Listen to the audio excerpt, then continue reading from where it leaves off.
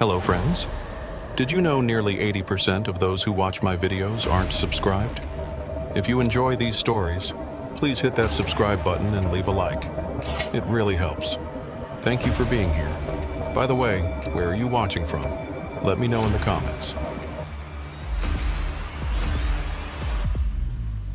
My name is Levi Haskins, and I've been driving trucks across Nebraska's endless highways for 22 years.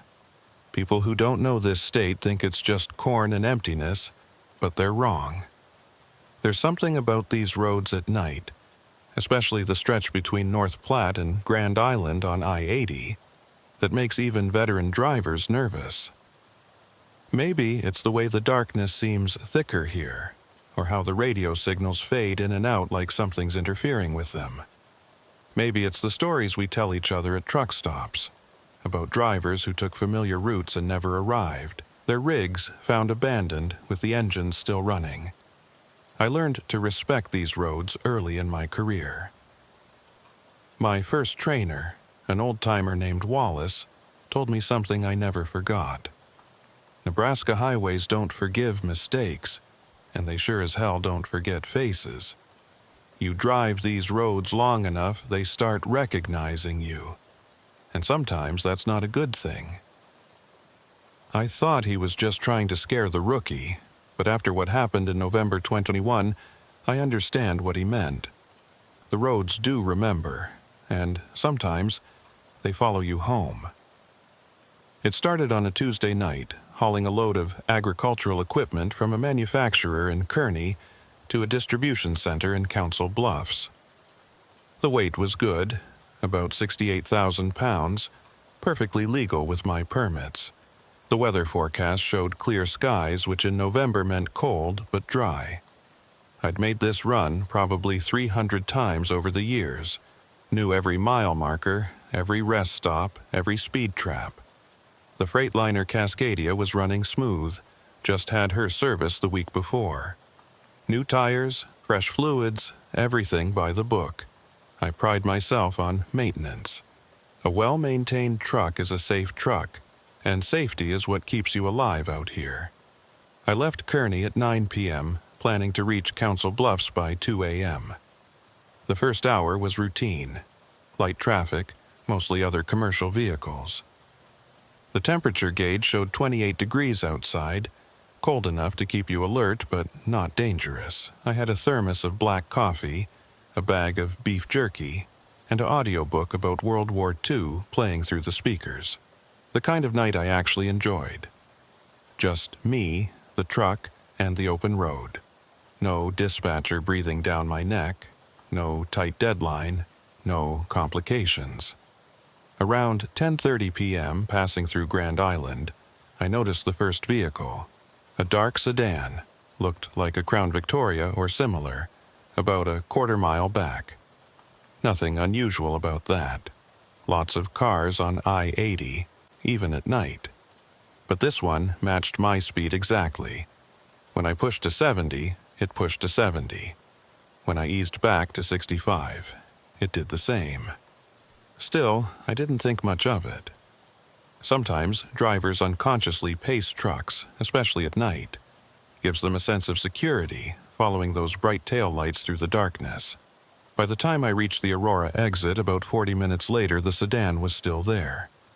Same distance, same speed. That's when the first prickle of unease hit. I'd changed lanes several times, adjusted speed, even pulled into the right lane and slowed to 60 to let them pass. But they didn't pass, just hung back there, maintaining that exact quarter-mile gap. I could see their headlights in my mirrors, steady as a heartbeat. I grabbed my CB radio, switched to channel 19. Breaker, breaker, this is eastbound at mile marker 332. Anybody else seeing this dark sedan? Been pacing me for 50 miles. The response was static, then a couple of truckers confirming they were too far ahead or behind to see. One driver, though, said something that made my skin crawl. "Careful out there, driver. Had a friend get followed through Nebraska last month. Never found out who it was, but they stayed with him all the way to his delivery. Spooked him so bad he changed routes for a month." The sedan continued following as I passed through York. By now, I was definitely nervous. I'd been driving long enough to know the difference between coincidence and intention. This was intention. I decided to test it. There was a rest area coming up near Seward. I'd pull in, see what they did. If they pulled in too, I'd know for sure something was wrong. If they kept going, I could chalk it up to paranoia and weird timing. I signaled early, giving plenty of warning, and took the exit to the rest area.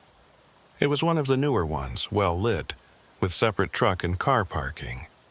A few rigs were already parked for the night, drivers catching their mandatory rest. I pulled into a spot where I could see the entrance in my mirrors and kept the engine running. The sedan took the exit too. My heart rate picked up. But instead of following me to the truck parking, it went to the car area, parked under a light pole, and sat there, engine running, visible exhaust in the cold air. I waited 5 minutes. 10. The sedan didn't move. Nobody got out. I couldn't see through their windows from this distance, but I could feel them watching. Finally, I decided to move. I pulled out of the rest area and back onto I-80. Sure enough, within 30 seconds, those headlights appeared in my mirrors again. Same distance, same pace. But now I knew it wasn't coincidence. I was being followed. The rational part of my brain tried to find explanations. Maybe it was DOT doing some kind of surveillance. Maybe it was a private investigator mistaking me for someone else. Maybe it was just some weird coincidence, a driver going to the same destination who happened to stop when I stopped. But the experienced part of my brain, the part that had kept me alive for 2 decades on these roads, knew better. This was something else, something deliberate, something wrong. I called my dispatcher, Janet, even though it was late. She answered on the 3rd ring, sounding tired. "Levi, everything okay with the load?" I explained the situation, trying not to sound paranoid. There was a pause, then she said, "You want me to call state police?" I thought about it, but what would I say? A car is driving the same direction as me on a major interstate? They'd laugh. "No," I told her. "Just wanted someone to know. I'll call back if anything happens." Between Seward and Lincoln, a second vehicle joined the sedan. This one was a pickup truck, dark-colored, maybe blue or black. It positioned itself about a quarter mile ahead of me, matching speed just like the sedan behind. Now I was boxed in. One in front, one behind, both maintaining perfect distance. My mouth went dry. This was coordinated. This was planned. I tried changing lanes suddenly without signaling.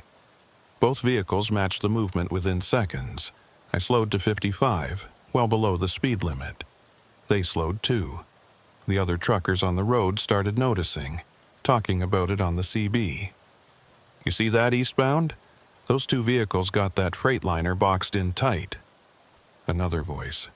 "That ain't right. You need help, driver." But what help could they offer? Ram the vehicles? Call the cops and report suspicious but not illegal driving? As we approached Lincoln, I made a decision. I'd take the bypass, Highway 77 north, instead of continuing on I-80. It was out of my way, would add an hour to the trip, but I needed to know if they'd follow. I waited until the last possible second, then swerved across 2 lanes of traffic to make the exit. Horns blared, tires screeched, but I made it. The sedan tried to follow but missed the exit. The pickup ahead shot past, unable to react in time. For a moment I thought I'd lost them. Highway 77 was darker than I-80, fewer lights, less traffic. I pushed the speed, doing 75 in a 65 zone. Figuring a speeding ticket was better than whatever those vehicles wanted. My hands were shaking slightly on the wheel. In 22 years of driving, I'd dealt with aggressive drivers, bad weather, mechanical failures, even a couple of attempted hijackings. But I'd never felt hunted like this. never felt like prey. 10 miles up Highway 77, I saw them again. Both vehicles. They must have taken the next exit and doubled back, or maybe they knew I'd try this route. The sedan was behind me again, the pickup ahead. Same formation, same distance. But now we were on a smaller highway, less witnesses, fewer exits. The smart play would have been to turn around, head back to Lincoln, find a police station. But something stubborn in me refused. I wasn't going to let them herd me like cattle. I was going to make my delivery, and if they wanted to follow me all the way to Council Bluffs, so be it. That's when the third vehicle appeared. Another sedan, this one white or silver, coming from a side road near Wahoo. It pulled in beside me, in the left lane, and matched my speed exactly. Now I had 3 vehicles surrounding me. One ahead, one behind, one beside. They had me completely boxed in. The sedan beside me had tinted windows, but I could make out the shape of the driver. They turned their head toward me, and even though I couldn't see their face, I knew they were staring. I keyed the CB again, my voice steadier than I felt. This is the Freightliner northbound on 77 near Wahoo. I've got 3 vehicles boxing me in. Dark sedan behind, dark pickup ahead, light sedan beside. Been following me since Grand Island. If something happens to me, company is M&D Trucking, load number 4471, bound for Council Bluffs. Several voices responded immediately, offering to call police, asking for exact mile markers, telling me to stay calm. One voice, though, sent chills down my spine. It was weak, full of static, barely audible. They got me the same way last week. Don't stop. Whatever you do, don't stop. The formation continued for another 15 miles. They moved in perfect synchronization, like they'd practiced this. When I had to slow for a curve, they all slowed together. When the road straightened and I accelerated, they matched it instantly. It was almost hypnotic, the way they moved. Like a dance. A deadly dance with my truck at the center. Near Fremont, things changed. The pickup ahead suddenly slowed dramatically, forcing me to brake hard. The sedan beside me swerved closer, nearly clipping my mirror. The sedan behind accelerated, coming up fast. They were closing in, tightening the box. My exit was coming up. Highway 275 toward Council Bluffs. But I realized they weren't going to let me take it. They were going to force me to continue north, away from my destination, toward the isolated farmlands. That's when Deputy Orville Dunn saved my life, though I didn't know his name yet.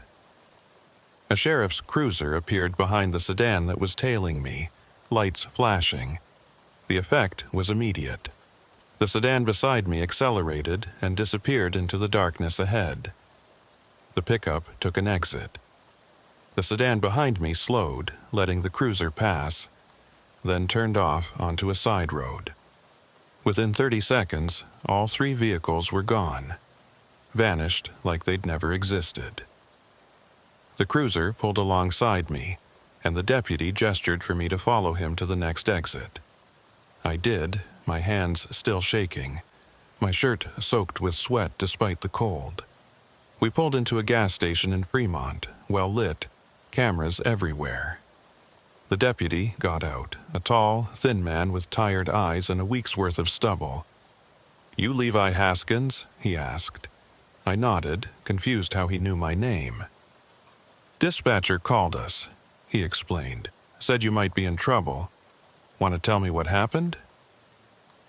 I explained everything, from Grand Island to now. Deputy Dunn listened without interrupting, occasionally nodding or making notes in a small pad. When I finished, he was quiet for a moment, then said, "This is the 4th report like this we've had this month. Same stretch of road, same pattern, 3 vehicles, boxing in a truck, trying to force them off their route." I asked if they'd caught anyone, found out who was doing it. He shook his head. "Vehicles always disappear when we show up. No plates visible on dash cams. like they know exactly where our cameras are and how to avoid them. "What do they want?" I asked, though I wasn't sure I wanted to know the answer. Deputy Dunn looked at me for a long moment like he was deciding how much to tell me. Finally, he said, "We don't know for certain. But the one driver who did stop, who did get forced off the road." He paused, choosing his words carefully. "His truck was found 3 days later in a field near Dodge. He was still in it. Doors locked from the inside. No signs of violence. But he was dead. Coroner couldn't find a cause. Just dead." My blood felt like ice water. "What do you mean, couldn't find a cause?" Deputy Dunn shrugged. "Heart wasn't damaged, no drugs in his system, no wounds, nothing. Like he just stopped living. And there was something else, his logbook, the last entry. All it said was, 'They're in my head.'" I stared at him, trying to process this. It sounded insane. But then again, so did being followed by 3 coordinated vehicles for 100 miles. "What should I do?" I asked. "Can you escort me to Council Bluffs?" Deputy Dunn shook his head. "Out of my jurisdiction once you leave the county, but I can follow you to the county line, and I'll radio ahead to the next department. We'll try to keep eyes on you." It wasn't much, but it was something. I thanked him and got back in my truck, now acutely aware of how vulnerable I was in this metal box, alone on the highway. Deputy Dunn followed me as promised, staying close as we got back on the highway and headed toward Council Bluffs. For 30 minutes, nothing happened. No mysterious vehicles, no coordination, just normal traffic. I started to relax slightly, thinking maybe the deputy's presence had scared them off for good. But as we approached the county line where Deputy Dunn would have to turn back, I saw them again. All 3 vehicles. Waiting on an overpass, watching. As soon as the deputy's cruiser turned off, they descended the on-ramp and resumed their positions. Front, back, side. But this time something was different. The sedan beside me, the driver's window was down despite the cold, and I could see the driver clearly. It was a woman, young, maybe 30s, with long dark hair. She was staring at me, and her lips were moving, like she was talking, or singing, or chanting. I couldn't hear her over the engine noise, but I could see her mouth forming the same words over and over. The same pattern, the same rhythm. I tried to ignore her, focus on the road, but I couldn't help glancing over. Each time I did, she was still staring, still mouthing those words. And I swear, even though it's impossible, even though there's no way I could have heard her from inside my cab at highway speeds, I started to hear her voice, soft at first like a whisper in the back of my mind, then louder, clearer. She was saying my name. Over and over. "Levi Haskins. Levi Haskins. Levi Haskins." My hands tightened on the wheel. This was impossible. I was imagining it. Had to be. Stress and exhaustion playing tricks. But the voice continued, and now it wasn't just saying my name. It was saying other things. Things only I knew. My daughter's birthday. My ex-wife's maiden name. The street I grew up on. Details of my life that no stranger could know. Details that made my skin crawl and my heart race. I reached for my phone, planning to call 911, screw the jurisdiction issues. But as I did, all 3 vehicles suddenly accelerated and disappeared into the darkness ahead. Just gone, like they'd never been there. The voice in my head stopped too, cut off mid-sentence. I was alone again. Just me and my truck, and the dark highway stretching toward Council Bluffs. I made it to the distribution center without further incident, delivered my load, and thought about staying in Council Bluffs until daylight. But I had another pickup scheduled in North Platte the next afternoon, and I needed to get back. Besides, I told myself, maybe it was over. Maybe they'd had their fun, whatever sick game they were playing, and moved on to torment someone else. I was wrong. So very wrong. The return trip started normally enough. I took I-29 south to I-80 west, figuring a different route might help. The sun was just starting to rise as I left Council Bluffs, painting the sky orange and pink. Morning traffic was picking up, commuters heading to work, normal people living normal lives. I envied them. They didn't know about the things that hunted on these highways at night. They didn't know about the vehicles that moved like pack animals, surrounding and isolating their prey. I stopped for breakfast at a truck stop near the I-29 I-80 interchange. Sat at the counter, ordered eggs and bacon, tried to act normal, but I kept watching the parking lot, looking for those 3 vehicles. Several other drivers were there, and I thought about telling them what happened, warning them. But what would I say that wouldn't sound crazy? Hey, watch out for 3 cars driving in formation. They'll follow you and maybe kill you with their minds? An older driver sat down next to me, a guy named Pete, who I'd seen around for years. He took one look at me and said, "You look like hell, Levi. Rough night?" I nodded, not trusting myself to speak.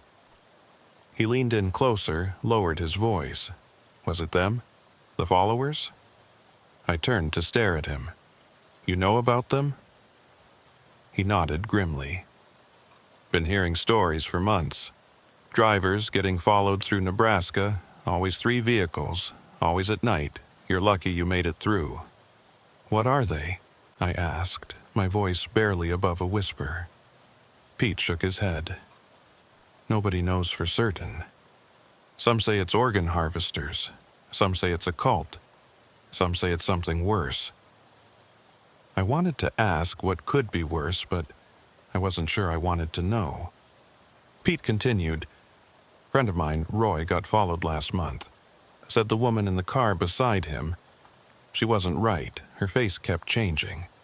Like she was wearing different masks, but masks made of skin." I told him about the woman mouthing words, about hearing her voice in my head. Pete went pale. "You heard her? Actually heard her?" I nodded. He pushed his plate away, appetite gone. "Roy heard her too. Said she told him things. Secret things. Things about his past. Things he'd never told anyone." Week later, he quit driving. Sold his truck, moved to Florida. Won't even talk about what happened. "Should I report it?" I asked. "To who?" Pete replied. "Cops think you're crazy. Company thinks you're unreliable. Other drivers." He gestured around the truck stop. "Half of them won't believe you. The other half are too scared to talk about it. No, best thing you can do is change your route. Drive days only, and never, ever stop if you see them again." I finished my breakfast, though it tasted like cardboard, and got back on the road. The sun was fully up now, bright and warming. I-80 westbound was busy with daytime traffic. Normal, safe. I started to relax, thinking maybe Pete was right. Maybe they only hunted at night. Maybe I was safe in daylight. But as I passed through Omaha, I saw it. The white sedan. Sitting in traffic 3 lanes over, matching my speed. The windows were up this time, tinted, but I knew it was them. They were following me in broad daylight now. I kept my speed steady at 65, watching the white sedan in my peripheral vision. It stayed exactly 3 lanes over, never getting closer, never falling back. When traffic forced me to change lanes, it would adjust too, maintaining that precise distance. I tried to get a look at the driver, but the angle in the tinted windows made it impossible. All I could see was the shape of a person, motionless, focused straight ahead. The rational part of my brain said it was coincidence. Omaha was a big city, lots of people heading west on I-80. But my gut knew better. They were still hunting me, and now they didn't care about daylight. At the next rest area near Gretna, I pulled off to use the bathroom and splash cold water on my face. The white sedan didn't follow, just continued west, and I felt a moment of relief. Maybe I was being paranoid. Maybe the stress from last night was making me see patterns that weren't there. But when I got back on the highway 10 minutes later, there it was again. 3 lanes over, same speed, like it had been waiting for me to catch up. That's when I realized they must have multiple vehicles, switching out, taking turns. This wasn't 3 people in 3 cars. This was an organized group with resources and planning. I called Janet again, told her about the continued surveillance. She was quiet for a moment, then said, "Levi, I just got off the phone with another driver, Marcus Wells. He's reporting the same thing. 3 vehicles following him through Kansas right now. Started last night just like yours." My grip tightened on the phone. "It's not just me." She confirmed it wasn't. 2 other drivers from different companies had reported similar incidents in the last 12 hours, all in the Nebraska-Kansas-Iowa corridor. "I'm calling the FBI," she said. "This is interstate stalking. Maybe worse. Keep your doors locked and don't stop unless you absolutely have to." The white sedan stayed with me all the way to Grand Island, where I had to stop for fuel.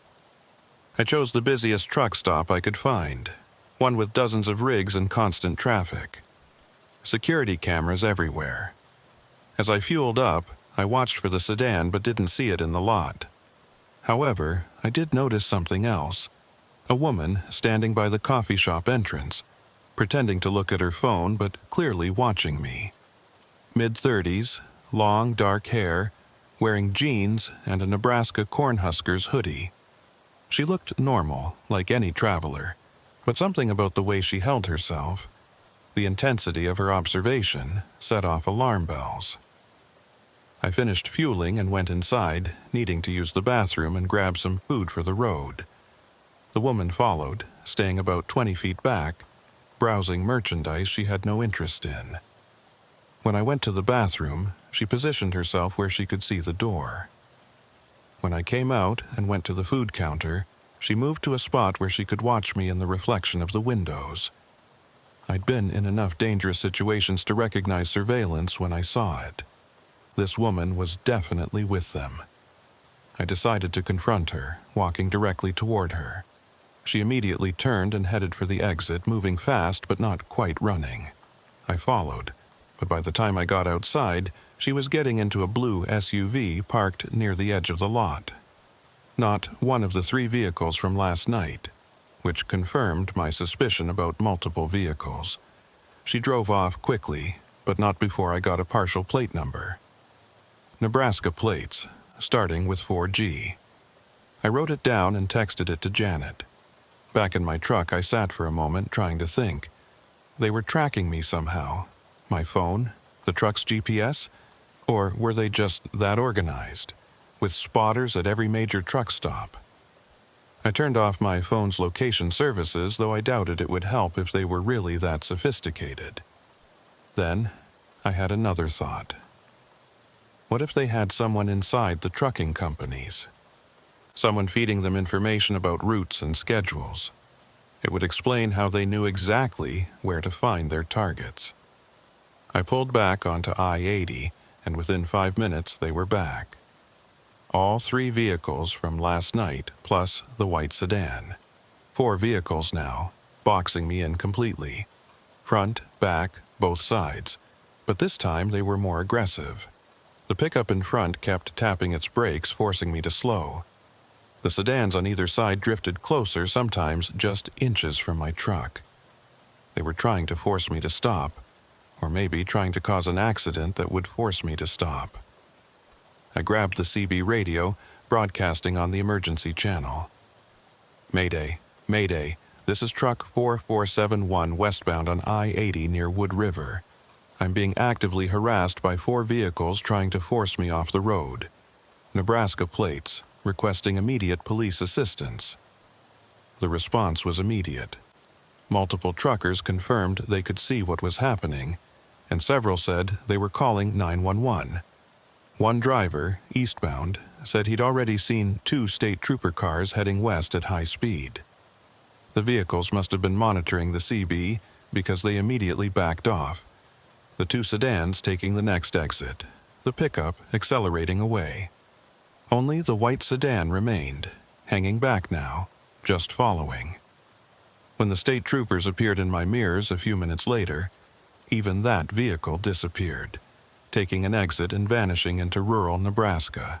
The troopers pulled me over near Shelton, and this time I got 2 officers, both taking this very seriously.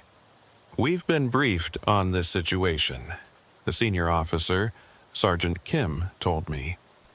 "FBI is setting up a task force. These people, whoever they are, have been doing this across 3 states for at least 6 weeks that we know of." I asked him about the driver who died, the one Deputy Dunn had mentioned. Sergeant Kim nodded grimly. "Thomas Brennan. Good driver, no health problems. Whatever happened to him, it wasn't natural, and he's not the only one. We've got 2 more suspicious deaths and 5 missing drivers. All reported similar harassment before they disappeared." "What do they want?" I asked, though I'd been asking myself the same question for hours. Sergeant Kim shook his head. "We don't know yet. It's not robbery. The trucks are found with cargo intact. It's not standard hijacking. Best theory right now is that it's some kind of game to them, hunting truckers for sport. But that's just a theory."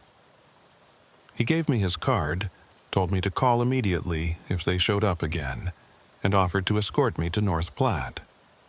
I accepted gratefully. The escort worked. No mysterious vehicles appeared during the hour-long drive to North Platte. Sergeant Kim stayed with me until I reached the warehouse where I was supposed to pick up my return load, steel beams heading to Denver. He waited while I got loaded, then followed me to a secure truck stop where several other drivers were spending the night under police protection. It felt like being in a fortress, but I wasn't complaining. I needed sleep, and I wasn't going to get it without security. That night, I met 3 other drivers who'd been targeted. Marcus Wells, the one Janet had mentioned, was there. So was a woman named Linda Rodriguez and an older driver named Carl Peterson. We sat in the truck stop's diner, comparing notes. The pattern was identical for all of us. 3 vehicles initially, then more joining. The boxing technique. The woman who seemed to know things. The complete disappearance whenever police showed up. Carl had been dealing with it for a week and looked exhausted. "They don't let you sleep," he said. "Even when they're not there, you're looking for them. Checking mirrors, jumping at every set of headlights. They get in your head even when they're not on the road." Linda had a theory. She pulled out a map and started marking where each of us had been followed. "Look at this," she said. "It's all centered around a 50-mile radius. Grand Island to Kearney, north to Broken Bow, south to Hastings. They're operating from somewhere in this area." Marcus studied the map. "Makes sense. Rural enough to hide, but close enough to major highways. Probably using farms or abandoned buildings as bases." We spent hours discussing possibilities, sharing information, trying to make sense of it. But without more data, we were just guessing. Around midnight, Linda's phone rang. It was her dispatcher, frantic. Another driver from her company, Tony Calabrese, had just called in. He was being followed by 3 vehicles on Highway 2 near Broken Bow. But this time, something different was happening. They weren't just following. They were trying to communicate. The woman in the sedan beside him was holding up signs. First one said, "Pull over." The second said, "We need to talk." The third said his wife's name. Linda went pale. Tony's wife died 3 years ago. Cancer. He never talks about it. How could they know her name? We all exchanged looks. This was escalating. They weren't just following and intimidating anymore. They were making it personal, psychological warfare. Carl suggested we convoy together for safety. multiple trucks traveling as a group. But Marcus pointed out the logistical problems. We all had different destinations, different schedules, different companies. We couldn't stay together long. That's when Deputy Orville Dunn walked into the diner. I recognized him immediately, the same tired eyes and stubbled face from the night before. He saw me and came over. "Mr. Haskins, thought I might find you here. We need to talk." He sat down and ordered coffee, then looked at all of us. "What I'm about to tell you doesn't leave this table. We found something. State Police and FBI raid on a farm near Cairo this afternoon, based on a tip. Found a room full of surveillance equipment, computers, radio scanners, GPS trackers, and photos. Hundreds of photos of trucks and drivers. They were tracking us?" Marcus asked. Deputy Dunn nodded. "For months, apparently. Building profiles, learning routes, identifying targets. But here's the weird part. The farm was abandoned, equipment still running, but nobody there. Like they knew we were coming and cleared out, left everything behind." He pulled out his phone, showed us photos from the raid. The walls were covered with maps, routes highlighted, times noted. It looked like a military operation planning room. "There's more," Deputy Dunn continued. "We found notebooks, detailed observations about specific drivers, habits, stops, personal information, things that shouldn't be possible to know just from surveillance." He looked directly at me. "You're in there, Mr. Haskins. Pages of notes, your ex-wife's name, your daughter, your usual stops, even what you typically order for breakfast." My blood ran cold. This wasn't just stalking. This was something far more invasive. Carl asked the question we were all thinking. "Why? What's the point of all this?" Deputy Dunn was quiet for a moment, then said, "We found one more thing. A list. 23 names, all truckers. 7 are already dead or missing. The rest," he gestured at us, "4 of you are here. The others are being contacted and warned. But we don't know what the list means. Targets? Victims? Or something else?" Linda pulled out her laptop, started cross-referencing the names Deputy Dunn provided. Within minutes, she found a connection. "Look at this. Every driver on that list has been involved in reporting or witnessing a crime in the last 5 years. Tony Calabrese testified in a hijacking case. Marcus witnessed a fatal accident and testified. Carl reported a human trafficking suspicious vehicle. Levi," she looked at me. "You found those bodies at that rest stop in Wyoming 3 years ago." I remembered that night. 2 bodies dumped in a ravine behind a rest area.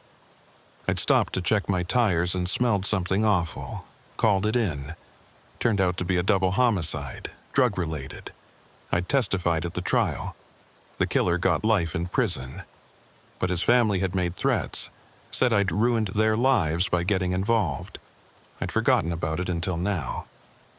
"So, this is revenge?" Marcus asked. "Someone targeting drivers who reported crimes?" Deputy Dunn shook his head.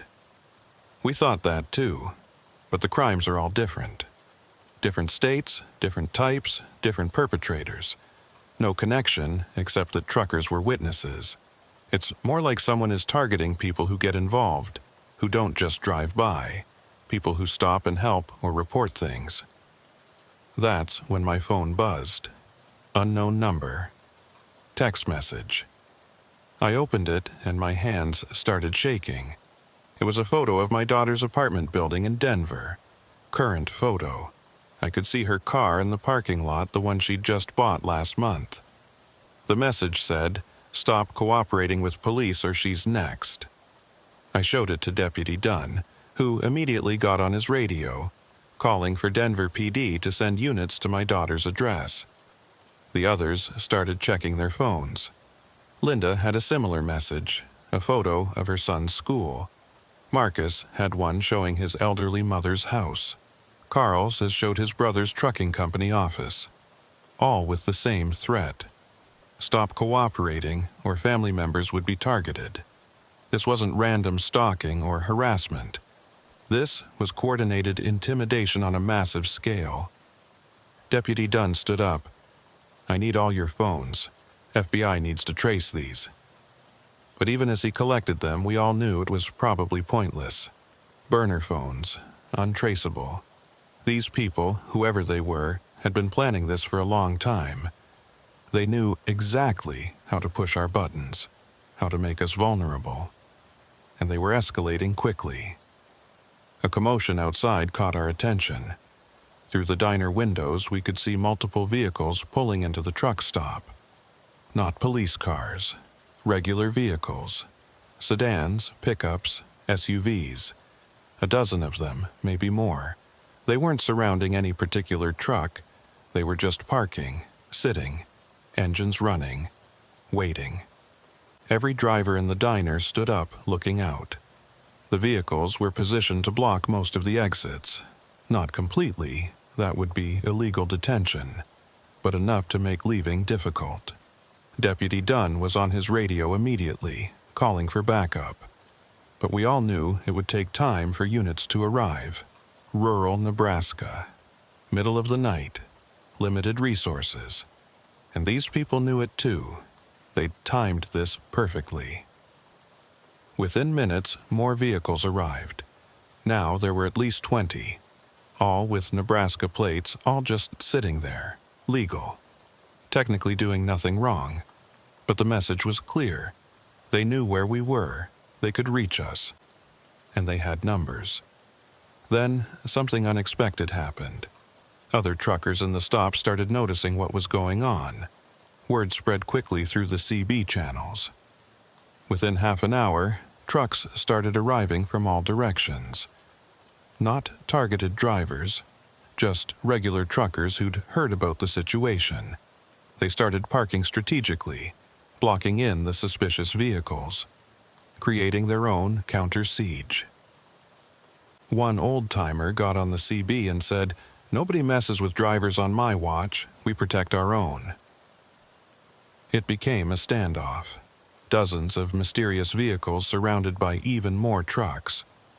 The police arrived, but what could they do? Nobody was breaking any laws. Just a very crowded truck stop. The mysterious vehicles couldn't leave without the trucks moving. The trucks wouldn't move until the vehicles left. It was almost comic if it wasn't so tense. Finally, around 3 a.m., the vehicles began leaving. One by one, slowly, they pulled out and disappeared into the night. The truckers stayed until dawn, making sure they were really gone. But I knew this wasn't over. The photo of my daughter's apartment haunted me. These people knew too much, had too many resources, were too organized. This wasn't some random group of criminals. This was something bigger, something with planning and funding and intelligence. And they'd specifically chosen truckers as targets. Why? Because we're isolated? Because we're vulnerable on the road? Or because we see things, know things, transport things that others don't? Deputy Dunn had been making calls all night. As the sun came up, he pulled me aside. "Your daughter is safe. Denver PD has her in protective custody. Same with the other family members. But we need to be smart about this. These people, whoever they are, they're not going to stop. We need to find them before..." He didn't finish, but I knew what he meant. Before someone else ended up like Thomas Brennan, dead in their truck with no explanation. "There's a woman," I said, suddenly, remembering the voice from the night before, the woman in the sedan who'd been mouthing words. The one who was in the car beside me. She knew things, personal things. If we can find her..." Deputy Dunn nodded. "Description?" I gave him every detail I could remember. Dark hair, maybe 35, pale skin. There was something about her eyes, something intense and unsettling. But those details could fit thousands of women.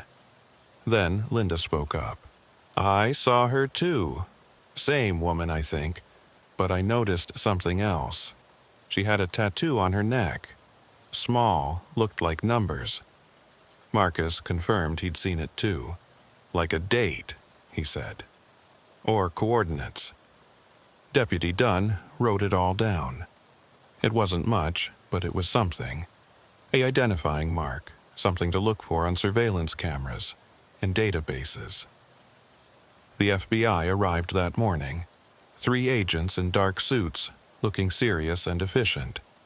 They interviewed each of us separately, going over every detail multiple times. They had us look at photos, trying to identify any of the people we'd seen. Most were useless. But then I saw her. Not a current photo, but an old one. Maybe 10 years old. The woman from the sedan, but younger.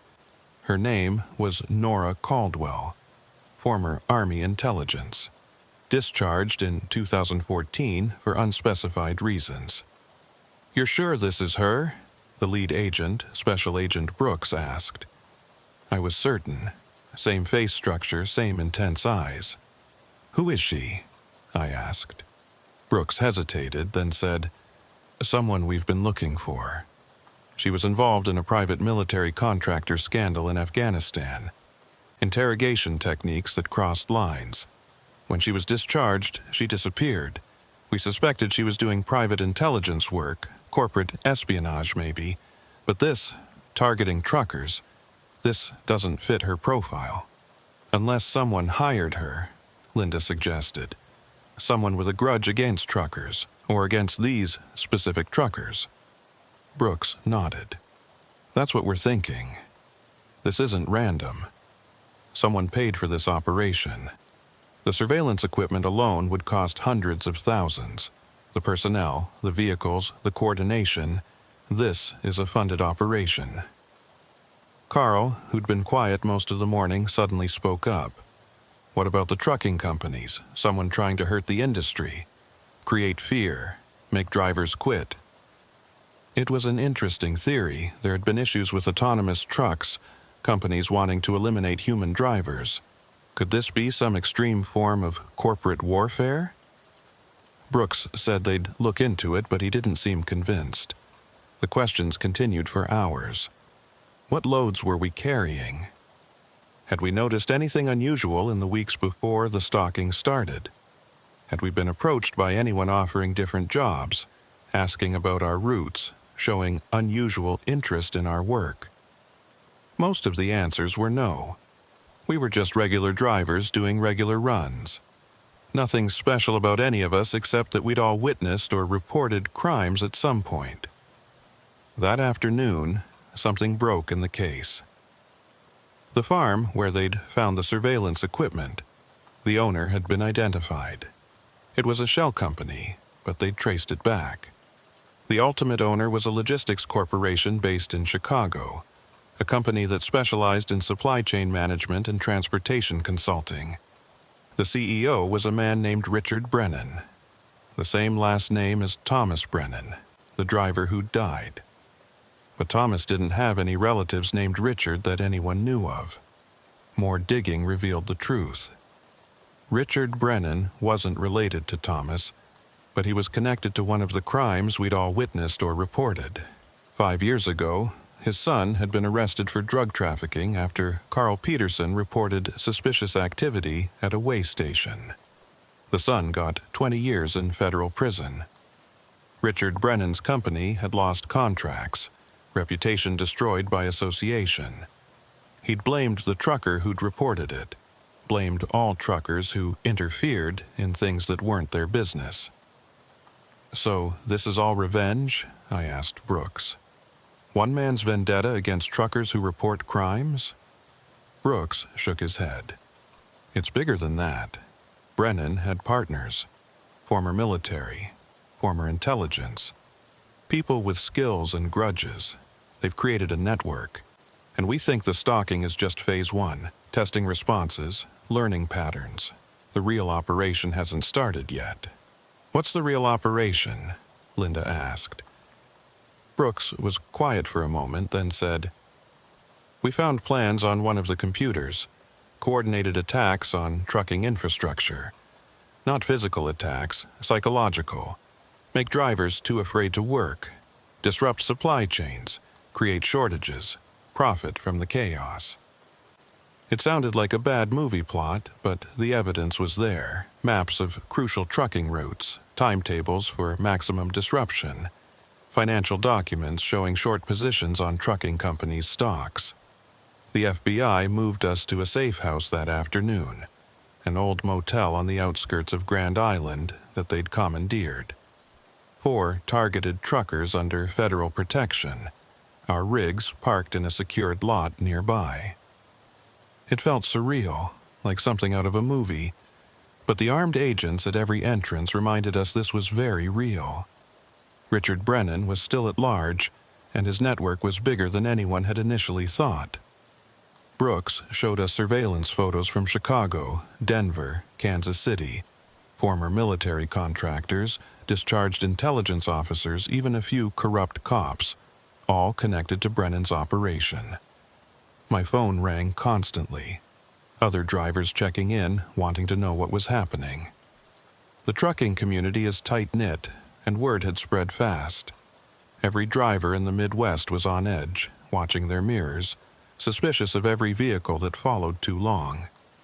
Janet called to tell me that 3 major trucking companies had already implemented new security protocols. Check-in requirements every 2 hours, panic buttons in all cabs, GPS tracking with alerts for any unplanned stops.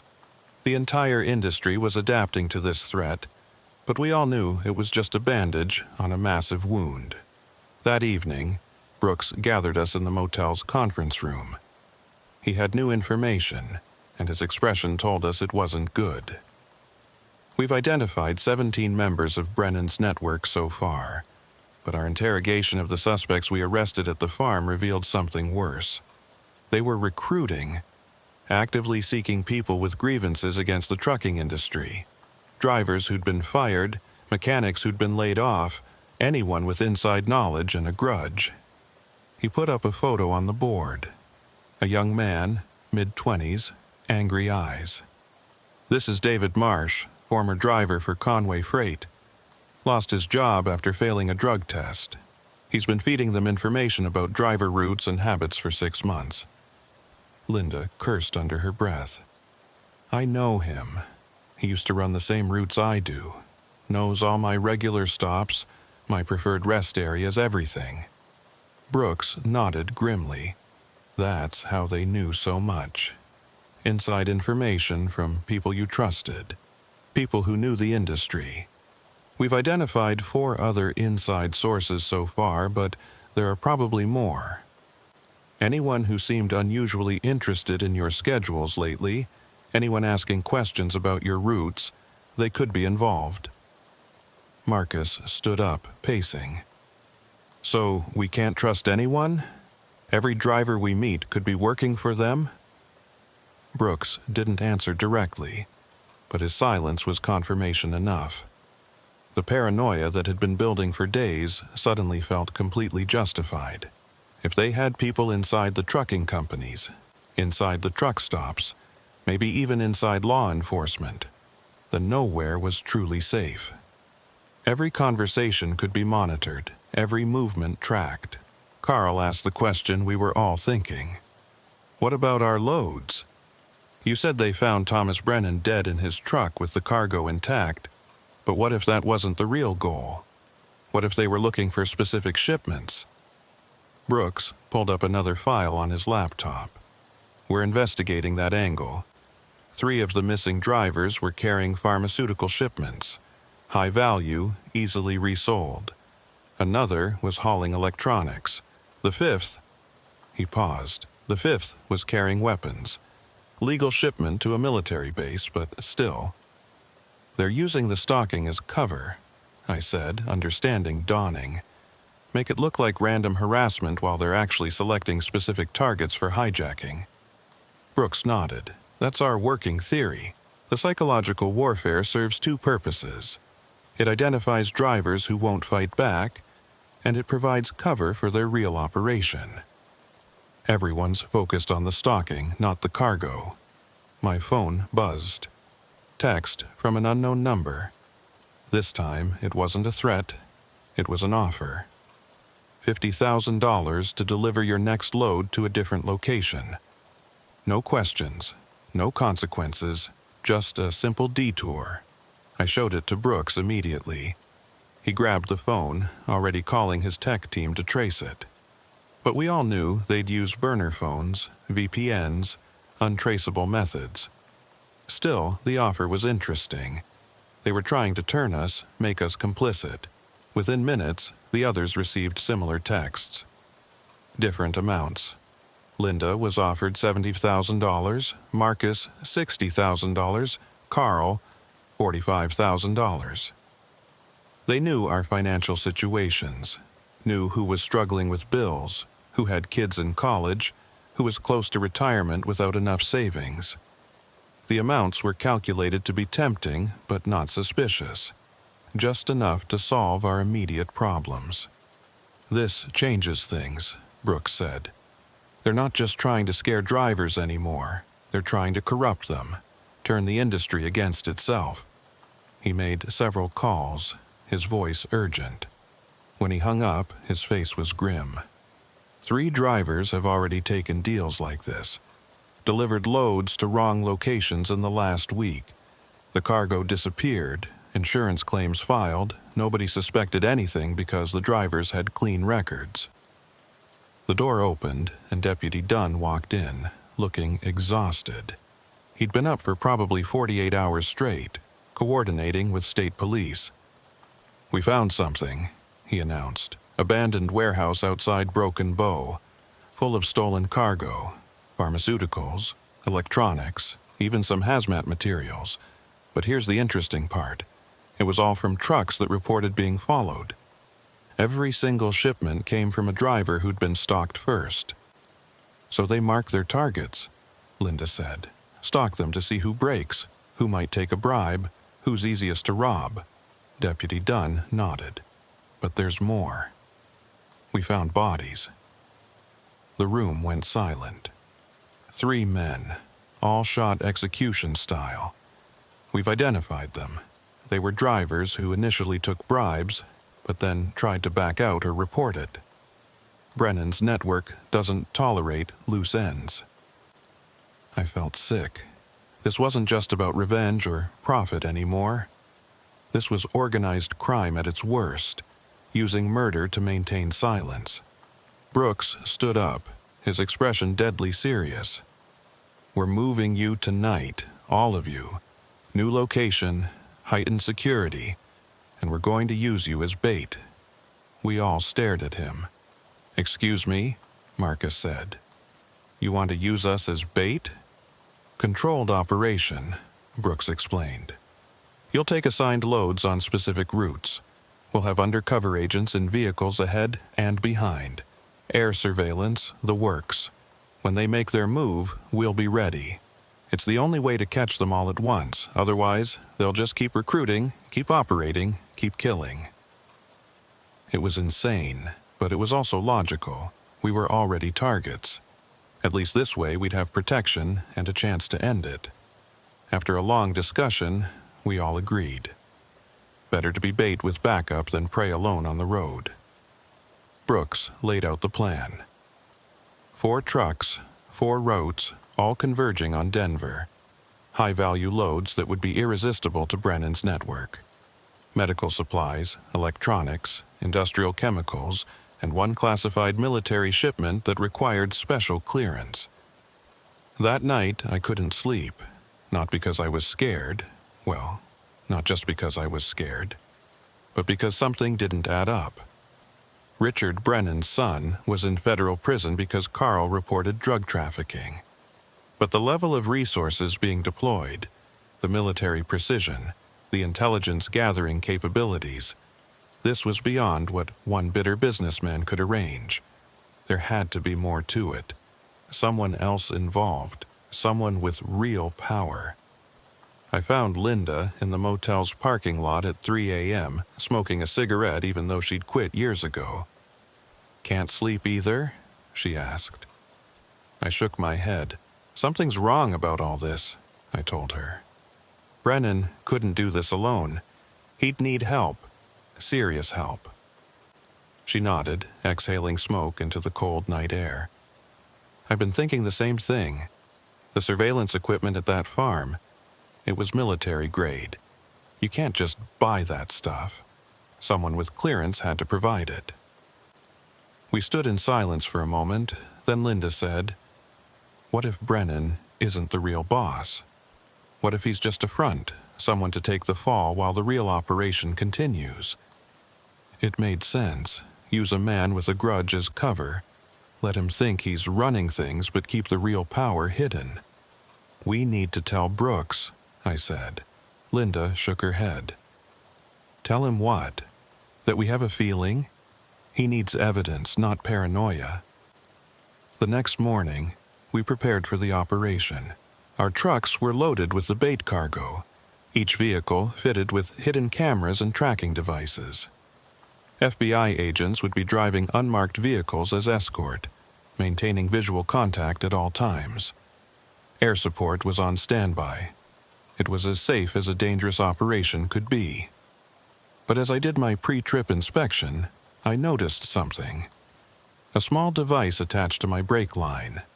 Not obvious unless you were really looking, but definitely not standard equipment.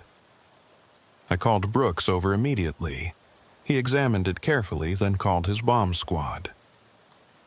Within minutes, my truck was surrounded by agents in protective gear. The device wasn't a bomb. It was worse.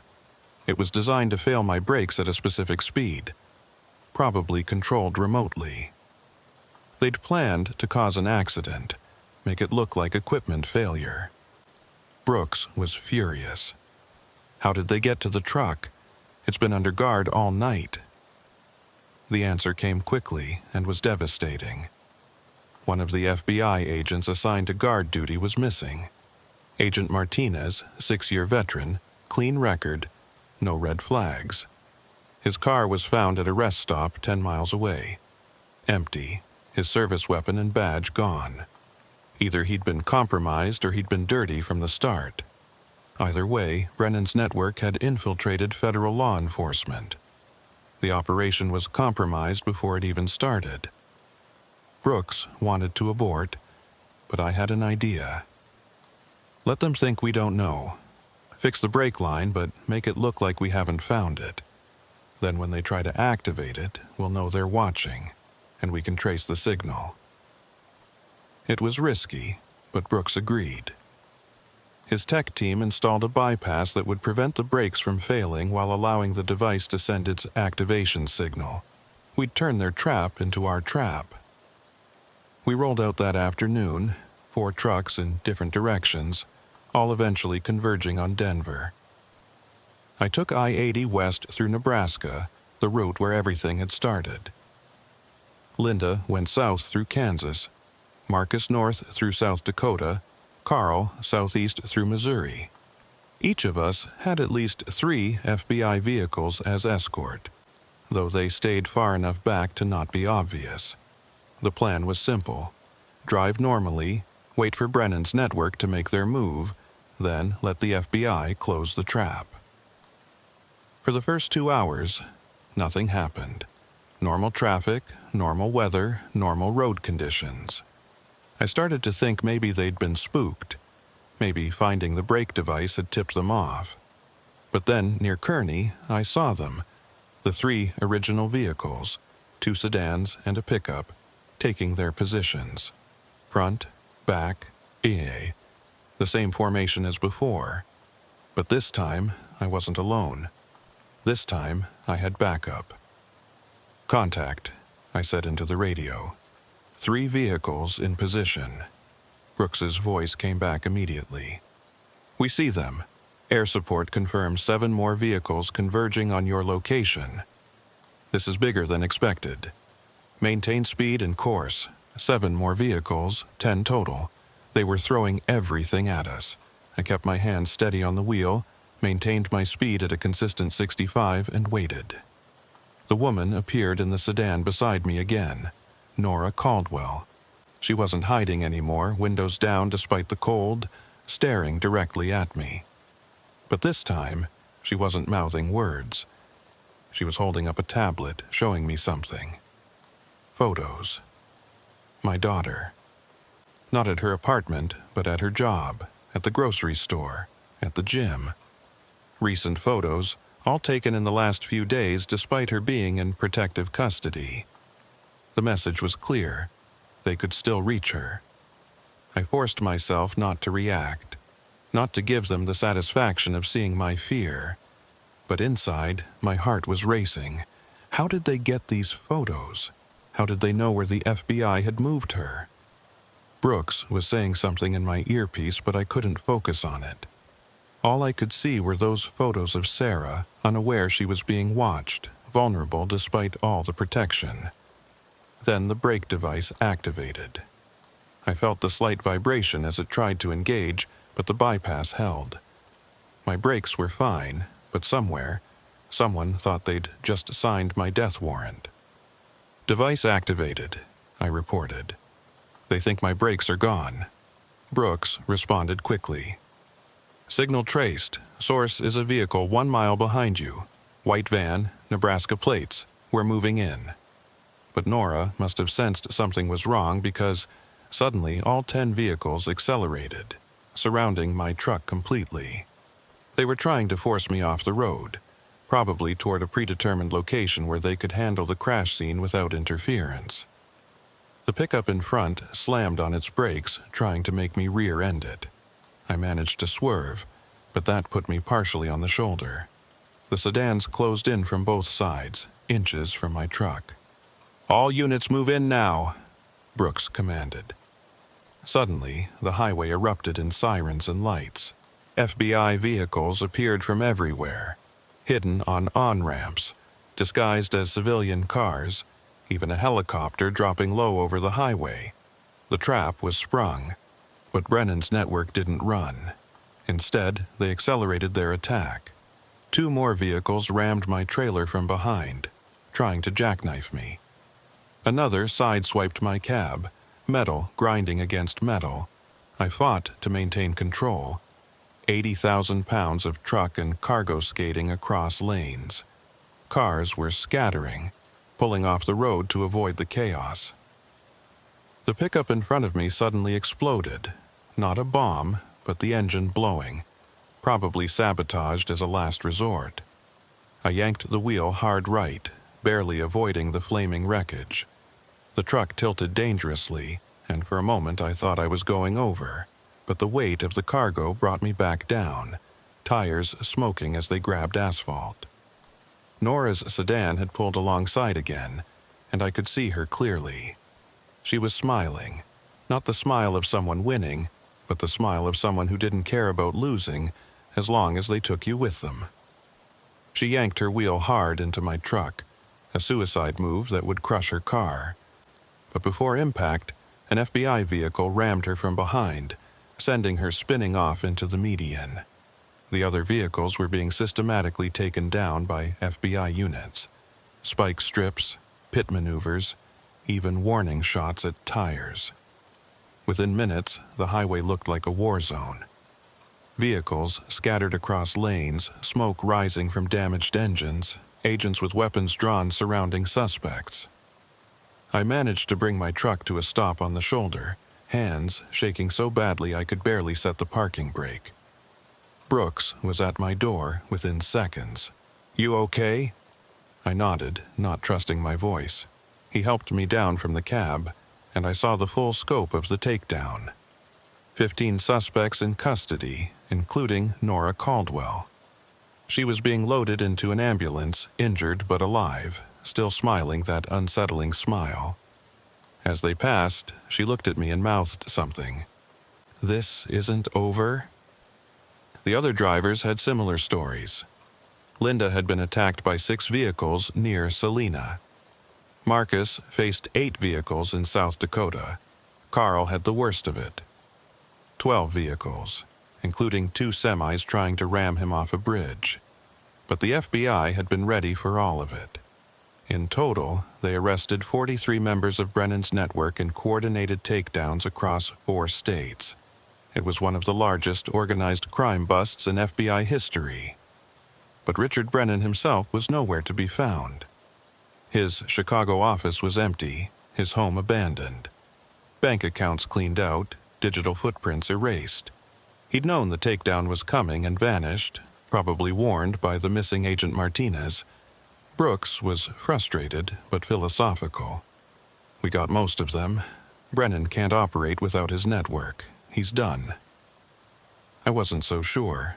Men like Brennan, driven by revenge and hatred, don't just give up. They regroup, recruit, and try again. But for now, at least, the immediate threat was over. The 4 of us could go back to driving, back to our lives. Except we all knew it would never be the same. Every time we saw vehicles maintaining pace, every time someone followed too long, we'd wonder. We'd check our mirrors more, trust less, always be watching. The debriefing took 3 days. FBI, DOT, state police, even Homeland Security wanted every detail. The scope of what Brennan had planned was staggering. Not just theft and murder, but economic terrorism, disrupting supply chains during peak seasons, creating artificial shortages, manipulating markets. The documents recovered from his various locations showed plans extending years into the future, a complete dismantling of the trucking industry's reliability. During a break in the questioning, Agent Brooks pulled me aside. "There's something you should know. Nora Caldwell is talking, trading information for a reduced sentence. She says Brennan isn't finished. He has a backup plan, something called Phase 3. We don't know what it is yet, but she says it's already in motion." My blood ran cold. "What does that mean?" Brooks shrugged. "Could be bluster. Could be real. Either way, we're taking it seriously. You and the others will have federal protection for the foreseeable future." That night, in my motel room, I got a call from Sarah, my daughter. She was okay, scared but safe. The FBI had moved her twice more after those photos surfaced, and she was now in a location so secure even I didn't know where it was. "Dad, when will this be over?" she asked. I didn't have a good answer. "Soon, honey. They caught most of them. It's almost done." But even as I said it, I wondered if it would ever really be done. Linda knocked on my door around midnight. She had her laptop and a concerned expression. "I've been digging into Richard Brennan. Something Brooks said bothered me. How did Brennan afford all this? His company was successful, but not 43-person private army successful." She showed me financial records she'd somehow accessed. "Look at this.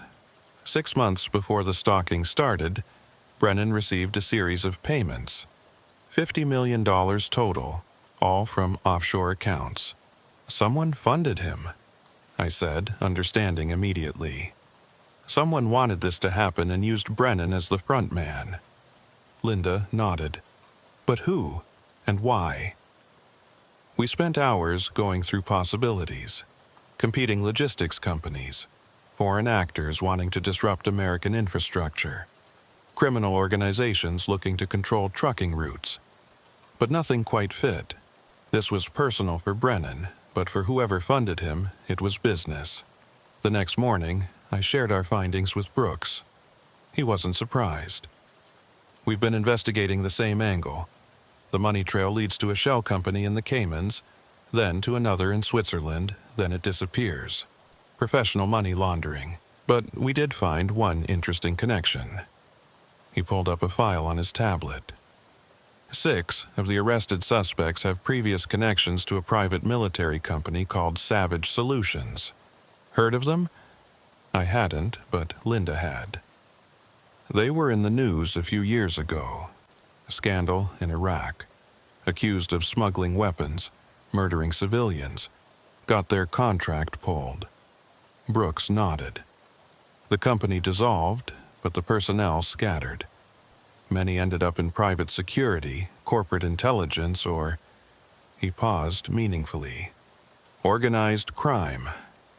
We think someone at Savage Solutions saw an opportunity in Brennan's revenge plan and decided to fund it.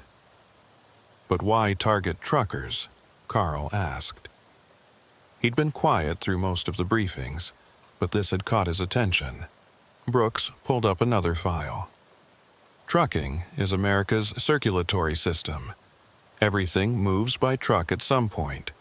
Control trucking, and you control the economy. Imagine if a criminal organization could guarantee that certain shipments would be delayed, destroyed, or diverted. They could manipulate stock prices, create shortages, extort companies. It's worth billions if done right. The full picture was becoming clear. This wasn't just about revenge. It was about creating a criminal infrastructure within the trucking industry. Use fear to drive out honest drivers, replace them with corrupted ones, and eventually control the entire supply chain. It was ambitious, ruthless, and terrifyingly possible. If we hadn't stopped it when we did, if Brennan had been given another year to operate, it might have succeeded. But something still bothered me. The missing Agent Martinez. He hadn't been found, dead or alive. His accounts hadn't been touched, his credit cards unused. It was like he'd simply vanished. What if Martinez wasn't corrupted? I said suddenly. What if he was eliminated because he found something? Brooks looked interested. Like what? I thought about it. Like the real identity of whoever's funding this. Martinez was on guard duty. Maybe he saw something, recognized someone. Brooks made a call, then another. When he hung up, his expression was grim. Martinez was investigating something on his own time. His partner says he was obsessed with finding connections between Savage Solutions and current federal contracts. He thought someone inside the government was still working with them.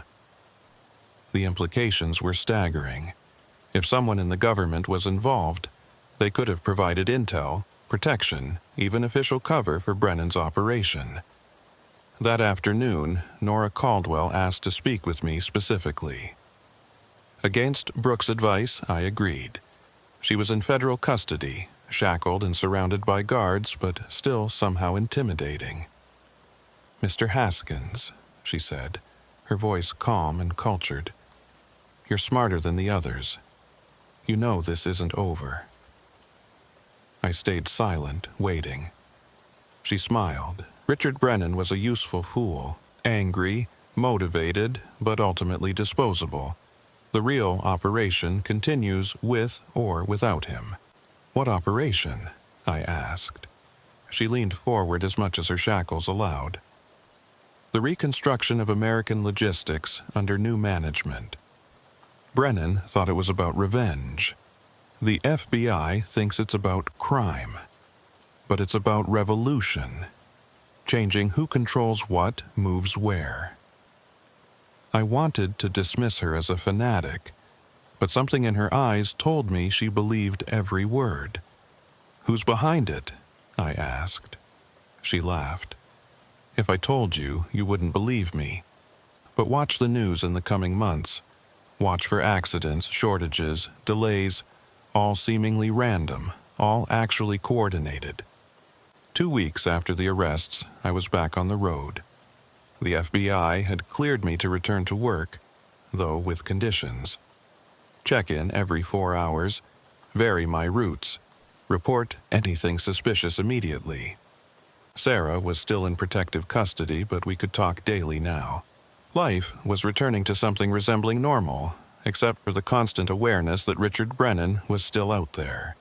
And according to Nora Caldwell, something bigger was still in motion. I was hauling paper products from a mill in Wisconsin to a distribution center in Omaha. Simple load, familiar route, nothing valuable enough to attract attention. The new security protocols made everything take longer. Electronic logging devices monitored constantly. Panic buttons tested before each trip. GPS tracked in real time by both my company and the FBI. It felt like driving in a cage. But after what we'd been through, nobody was complaining about extra security. The first sign something was wrong came at a way station near Des Moines. The DOT officer, a guy I'd seen dozens of times over the years, was acting strange, nervous. Kept glancing at his phone while inspecting my paperwork. When he handed my documents back, he leaned in close and whispered, "Be careful out there, Haskins. Word is something big is coming down." Before I could ask what he meant, he'd waved me through, already turning to the next truck. I called Brooks immediately. He was still leading the task force, even though most of Brennan's network was in custody. "Could be nothing," he said, but I could hear the concern in his voice. "But I'll check our intelligence. Keep your eyes open."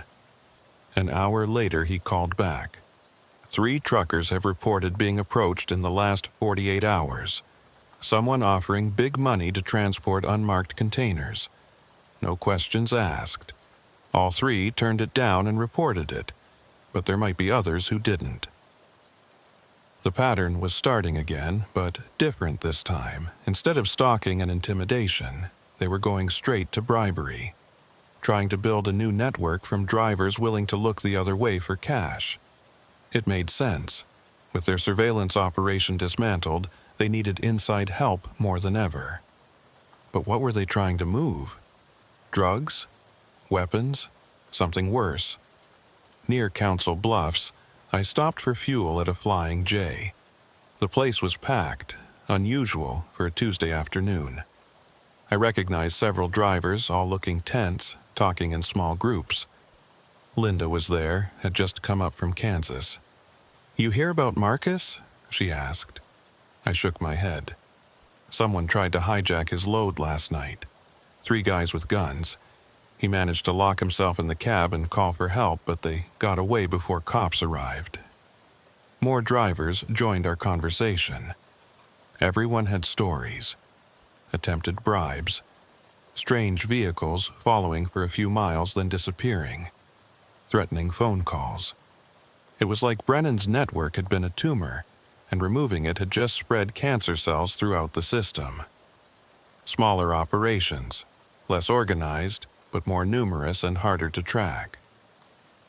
The FBI had created a power vacuum, and every small-time criminal with ambition was trying to fill it. But there was something else. Several drivers mentioned seeing Agent Martinez, the missing FBI agent who'd vanished the night before the big takedown. Different locations, different times, but the descriptions matched. Dark suit, distinctive scar on his left cheek, always watching from a distance. Never approaching, never identifying himself, just observing. If Martinez was alive and free, why hadn't he contacted the FBI? Unless he couldn't, or wouldn't. I decided to take a detour through Omaha, adding an hour to my trip but avoiding the isolated stretches of highway where I'd been stalked before. The city traffic was heavy, stop and go. Frustrating, but safe. That's when I saw him.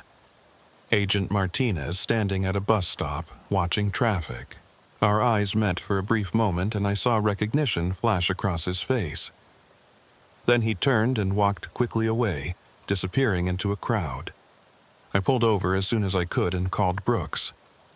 "Martinez is in Omaha. I just saw him. Corner of Dodge and 42nd. Brooks was silent for a moment. "That's impossible. Martinez is dead. We found his body 4 days ago in a warehouse in Chicago, shot execution style." My blood went cold. Then, who did I just see? Brooks didn't answer immediately. When he did, his voice was careful. "Describe exactly what you saw." I did. Every detail I could remember. The suit, the scar, the way he walked with a slight limp from an old injury. Brooks cursed. "That's Martinez, or someone who looks exactly like him. I'm sending units to that location now. And Levi, be very careful. If someone's impersonating a dead federal agent, we're dealing with something more sophisticated than we thought." The units found nothing. No trace of Martinez or whoever was pretending to be him. But they did find something else. A van parked nearby, registered to a company that didn't exist. Inside were surveillance photos. Of me, of Linda, of Marcus and Carl, all taken in the last week. Someone was still watching us, still tracking our movements. But who and why? That night, I stayed at a motel in Omaha instead of completing my run. Called dispatch, told them I was sick. They weren't happy, but after everything that had happened, they didn't push. I needed time to think, to process what was happening. Brennan was gone, his network dismantled, but the threat continued, like cutting off a snake's head only to find the body was still moving, still dangerous. Around midnight, someone knocked on my door. I grabbed the tire iron I kept beside the bed, looked through the peephole. It was Martinez, or whoever was wearing his face. He was alone, hands visible, looking directly at the peephole. "Mr. Haskins, I know you're in there. We need to talk. I'm going to slide something under the door. Please read it." An envelope appeared under the door. Inside was a single sheet of paper and a photograph. The photo showed Martinez, the real Martinez, dead, obviously taken at a crime scene. The paper had one paragraph. "I'm Martinez's partner, deep undercover. Can't break cover yet." Brennan was just the tip. "Meet me at the Petro truck stop, back lot, 3 a.m. Come alone, trust no one, including Brooks." It could be a trap. Probably was a trap. But it could also be the key to understanding what was really happening. I waited until 2:45, then drove to the Petro station. Parked where I could see the back lot but also make a quick escape if needed. At exactly 3 a.m., a figure emerged from the shadows. Martinez's face, but younger somehow, moved differently.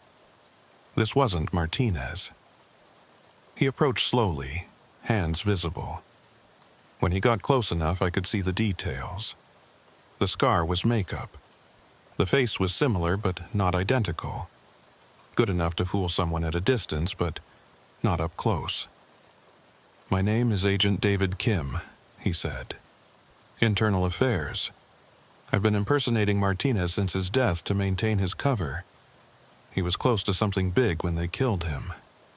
"Why should I believe you?" I asked, keeping the doors locked, engine running. He pulled out a badge, held it up to the window. It looked real, but badges could be faked. Then he said something that made me believe him. Martinez found out that someone in the Justice Department was funding Brennan. Someone very high up. That's why he was killed. That's why I can't break cover. We don't know how deep this goes. "Who?" I asked, though I was afraid of the answer. Kim shook his head. "Still investigating. But whoever it is, they're planning something bigger than Brennan ever imagined. The trucking attacks were just phase 1. Phase 2 was supposed to be the chaos after the arrests, criminals fighting for territory. Phase 3, he paused. Phase 3 involves replacing the entire logistics infrastructure. Government contracts, military supply lines, everything. That's impossible, I said. You can't just replace an entire industry. Kim pulled out a folder, held it up so I could see the contents through the window.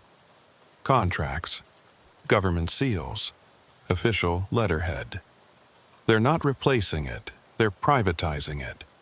Emergency authorization, citing the recent attacks as proof that the current system is vulnerable.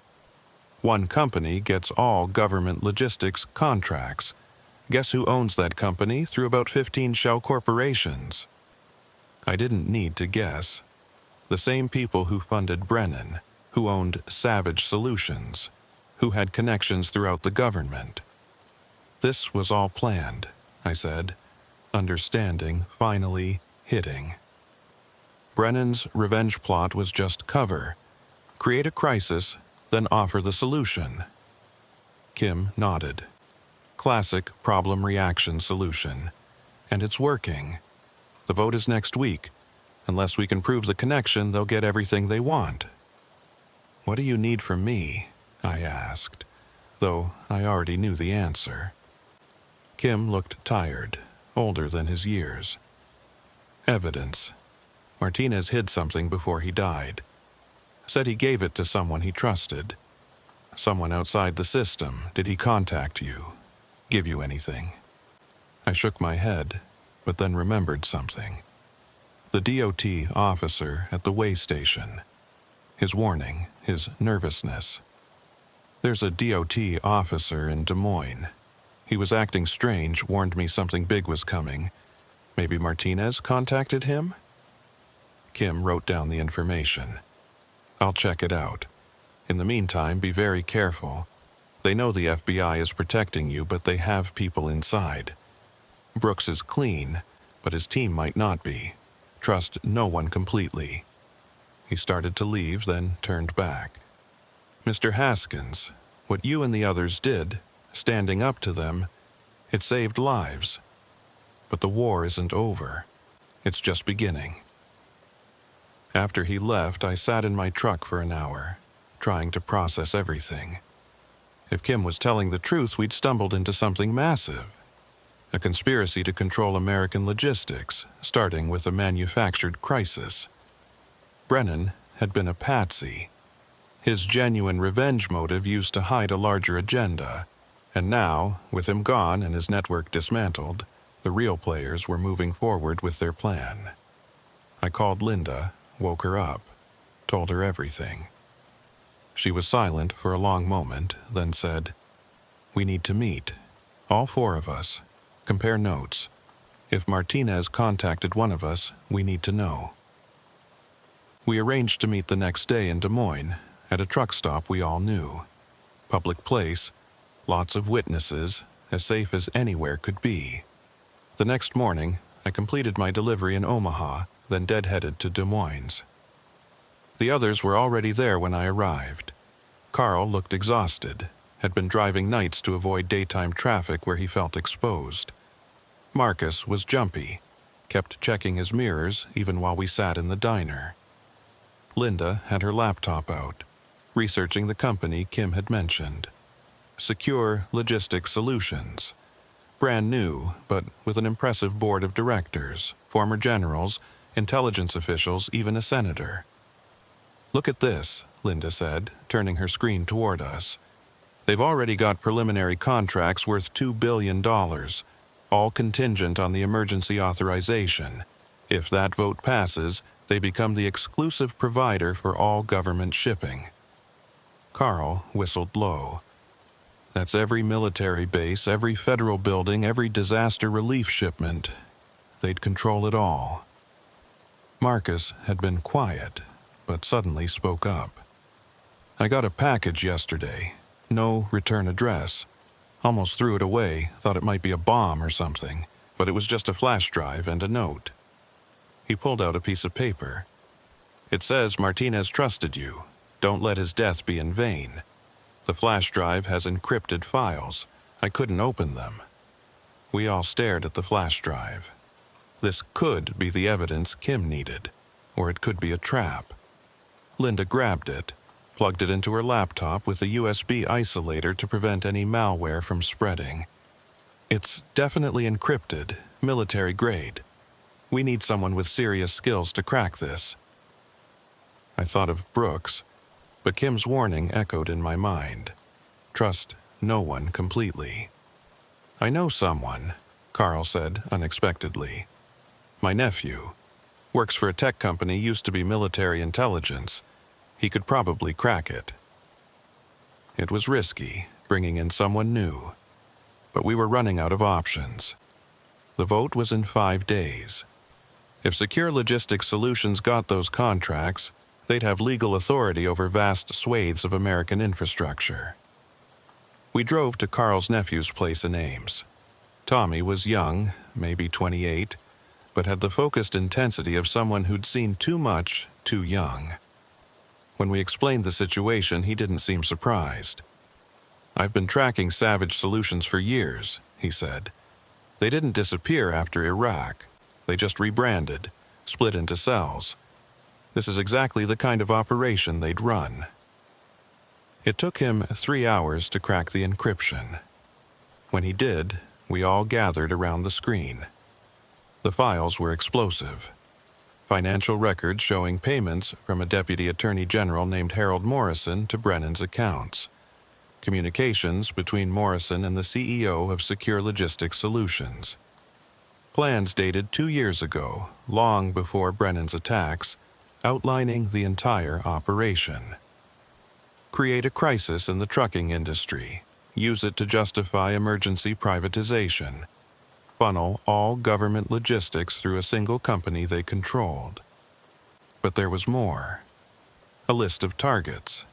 Not just truckers who'd witnessed crimes, but union leaders, independent owner-operators who'd refused buyout offers, anyone who might oppose the privatization.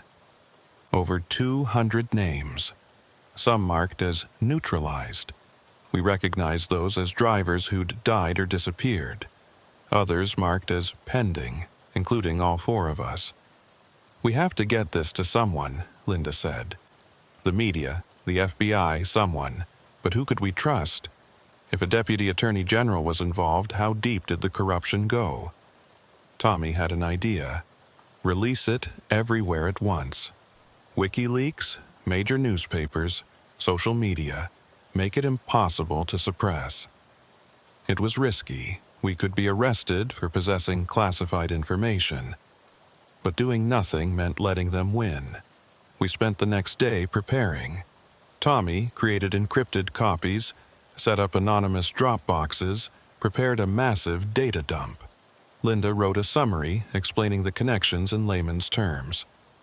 Marcus and Carl reached out to trusted journalists, setting up meetings. I contacted Brooks, carefully, feeling him out. When I mentioned Morrison's name, there was a long pause. "Where did you hear that name?" he asked. I told him we had evidence. Another pause. "Bring it in, immediately. Trust no one else." But something in his voice was off. Too eager, too insistent. I made an excuse, said I'd come in the next morning. Then I called Kim using the number he'd given me. "Brooks might be compromised," I said. When I mentioned Morrison, he reacted strangely. Kim cursed. Morrison must have gotten to him, or threatened him. "Don't go to the FBI. We'll handle this another way." That night, everything went wrong at once. Carl's nephew's apartment was raided by men claiming to be federal agents, but they had no warrant, no proper identification. Tommy managed to escape out a window, but his computers were seized. Marcus was pulled over by state police, held for 3 hours on bogus charges, his truck searched. Linda's motel room was broken into while she was getting dinner, her laptop stolen. They were moving against us, trying to suppress the evidence. But we'd anticipated this. The real flash drive was with me, hidden in a false bottom of my coffee thermos. Tommy had uploaded the files to multiple cloud servers before the raid. Linda had printed hard copies, mailed them to journalists across the country. We'd scattered the evidence like seeds, hoping some would take root before they could stop us all. The next morning, the story broke simultaneously in 12 major newspapers. Conspiracy to privatize American logistics through manufactured crisis. Morrison's photo was on every news channel. Secure Logistics Solutions' stock price crashed. The emergency authorization vote was postponed pending investigation. We'd done it. We'd stopped them. But victory felt hollow. Within hours, Morrison was dead. Apparent suicide, though nobody believed it. Several board members of Secure Logistics Solutions fled the country. The company dissolved, its assets vanishing into offshore accounts. The real puppeteers, whoever they were, had cut their losses and disappeared. Just like with Brennan, we'd caught the front men but missed the architects. Brooks came to see me that evening. He looked broken. "Morrison had my daughter," he said quietly. "Kidnapped her 3 days ago. Said he'd kill her if I didn't help suppress any evidence that surfaced. His daughter had been released that morning, traumatized but alive. "I'm resigning," he said. "I compromised the investigation. Nearly let them win." I wanted to be angry, but I just felt tired. We were all victims in different ways. Agent Kim surfaced publicly 2 days later, testifying before Congress about the conspiracy. The investigation would continue for months, maybe years. Some people would go to prison. New security measures would be implemented. But we all knew it would happen again. Different players, different methods, same goal. Control the flow of goods, control the nation. Richard Brennan was found dead in Mexico 3 weeks later, shot in a motel room, surrounded by maps and photos of truckers, still planning something, even after everything had collapsed. Whether he was killed by his former partners or by law enforcement was never determined. Nora Caldwell got 25 years in federal prison. She smiled when they read the verdict, like she knew something we didn't. The 4 of us, me, Linda, Marcus, and Carl, we stayed in touch. Formed a kind of informal network, watching for signs of new threats. Other drivers joined us, creating a nationwide early warning system. If someone got followed too long, if someone was offered suspicious cargo, if someone noticed patterns, we'd know. We'd report it. We'd protect each other. I went back to driving full-time 6 months later. Sarah came out of protective custody, went back to her life, though she called me every day now. The highways looked the same, but I saw them differently. Every rest stop could be a surveillance point. Every way station could have compromised officers. Every vehicle following too long could be the start of something new. Late one night, hauling electronics from Denver to Kansas City, I stopped at a rest area in western Kansas. The same rest area where I'd first noticed the sedan following me all those months ago. It was empty except for one other truck. The driver was standing beside his rig, smoking, looking at the stars. He nodded as I walked past. "Quiet night," he said. "Yeah," I agreed, "for now." Because that's the truth about the road. It's never really quiet. There's always something moving in the darkness, always someone watching from the shadows. The conspiracy we'd exposed was just one of many. A single thread in a vast web of corruption and crime that used America's highways as its arteries. We'd won a battle, but the war continued every night, every mile, every load.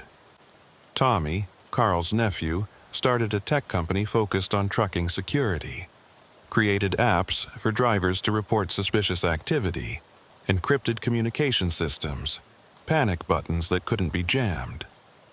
The industry adapted, evolved, became harder to infiltrate. But the predators evolved too, found new ways to hunt, new vulnerabilities to exploit.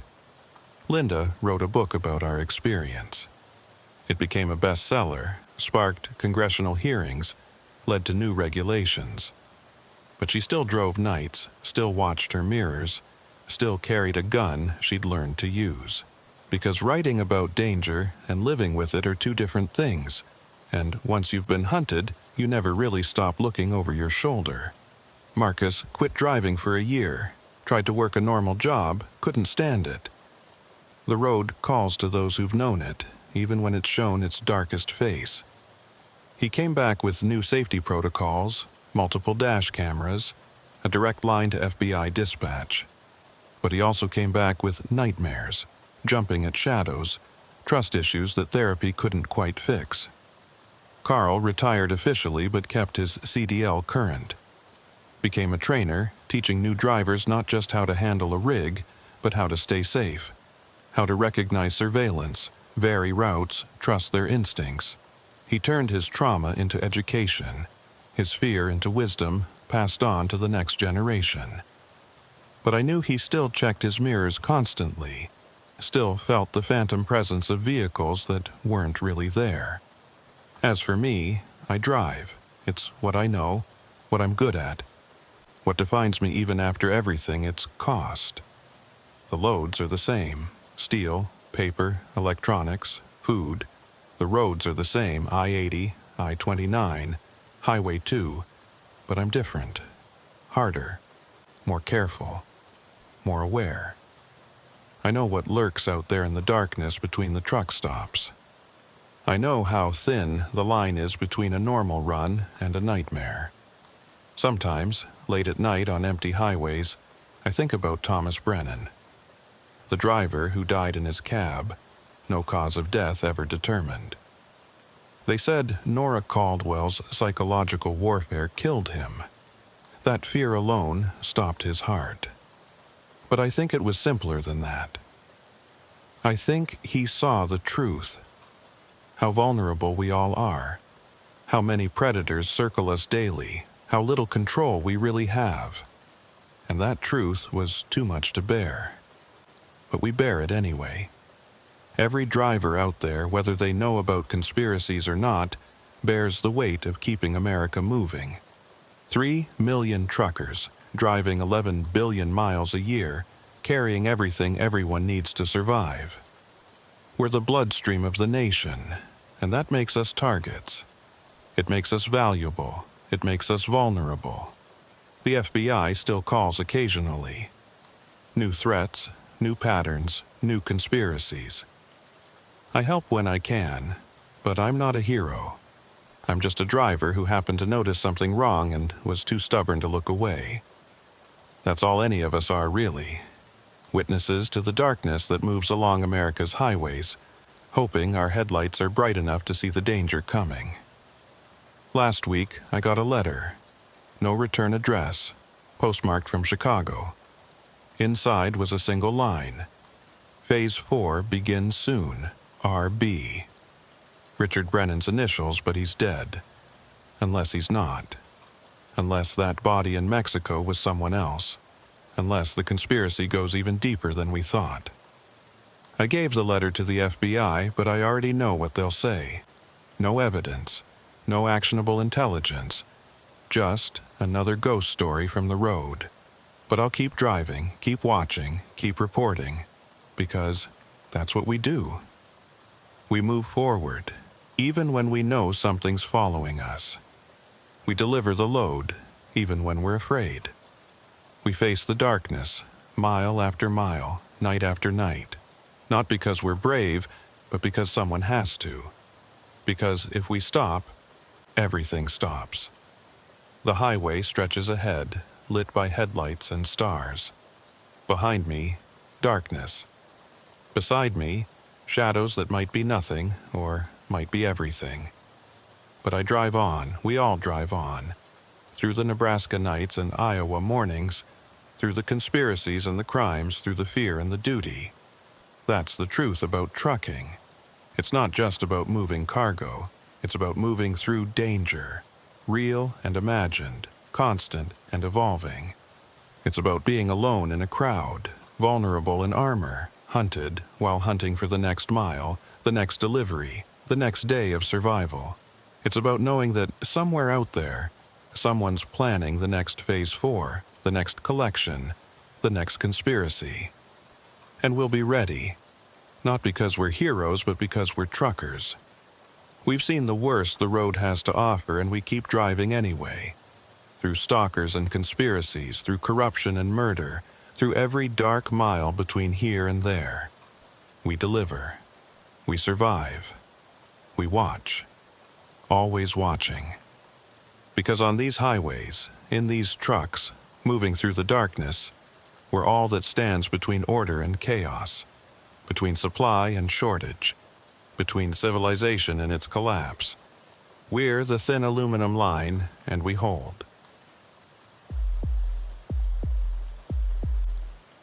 The call came through dispatch at 11:47 p.m. on a Tuesday night in late September. I'd been parked at the Flying J outside Des Moines for about an hour, trying to get some sleep before my morning run to Chicago. My name's Ezekiel Boone. Been driving trucks for 12 years, mostly hauling refrigerated goods across the Midwest. The dispatcher's voice crackled through the CB. Said they needed someone to take an emergency load of medical supplies to a hospital in Cedar Rapids. The original driver had called in sick. Double rate for the overnight run. I wasn't scheduled to drive until morning, but double rate was double rate. My daughter had college tuition coming up. Every extra dollar helped. I fired up the Peterbilt and headed to the warehouse on the south side of Des Moines. The loading dock was mostly dark except for a single bay with its lights on. A forklift was already moving pallets around when I backed in. The whole thing felt rushed. The dock supervisor, a thin guy with a clipboard, barely looked at me. Just pointed where to park and walked away. No small talk, no paperwork check, nothing. They loaded me up fast, too fast. Usually takes 40 minutes to properly secure a medical shipment. They did it in 15. I should have said something, but the supervisor had already disappeared inside. I did my own check. Made sure everything was strapped down tight. The manifest said insulin and antibiotics. Temperature-sensitive stuff. The reefer unit was already running, set to 36 degrees. Perfect. I pulled out of the dock at 12:23 a.m. The highway was empty except for a few long-haul rigs heading west. I-80 to I-380 should have been a 2-hour run. Simple. About 30 minutes in, just past Newton, I saw the first sign of trouble. A car on the shoulder. Hazards flashing. Silver Honda Civic, maybe 10 years old. The hood was up. I've been driving long enough to know you don't stop for strangers at night. Not on empty stretches of Iowa highway. Too many stories. Too many drivers who stopped to help and never made it to their destination. But as I passed, I saw her. A woman standing behind the car. Young, maybe mid-20s. Dark hair pulled back in a ponytail. She wasn't waving her arms or trying to flag me down. Just standing there, arms wrapped around herself. She looked scared. I kept driving. Made it another half-mile before the guilt hit. The temperature was dropping into the 40s. She was wearing just a light jacket, no other cars in sight. I grabbed the CB. Breaker, breaker, this is westbound at mile marker 168. Got a disabled vehicle, silver Honda, female driver. Anyone else seeing this? Nothing but static. I slowed down, found a wide spot to turn around. Told myself I'd just check on her, maybe call highway patrol. I wouldn't even get out of the truck. When I pulled up behind her car, she was still standing in the same spot. Hadn't moved an inch. The headlights lit her up, and I could see she'd been crying. Mascara streaked down her cheeks. I rolled down the passenger window. "You okay, miss?" She walked closer, not too close.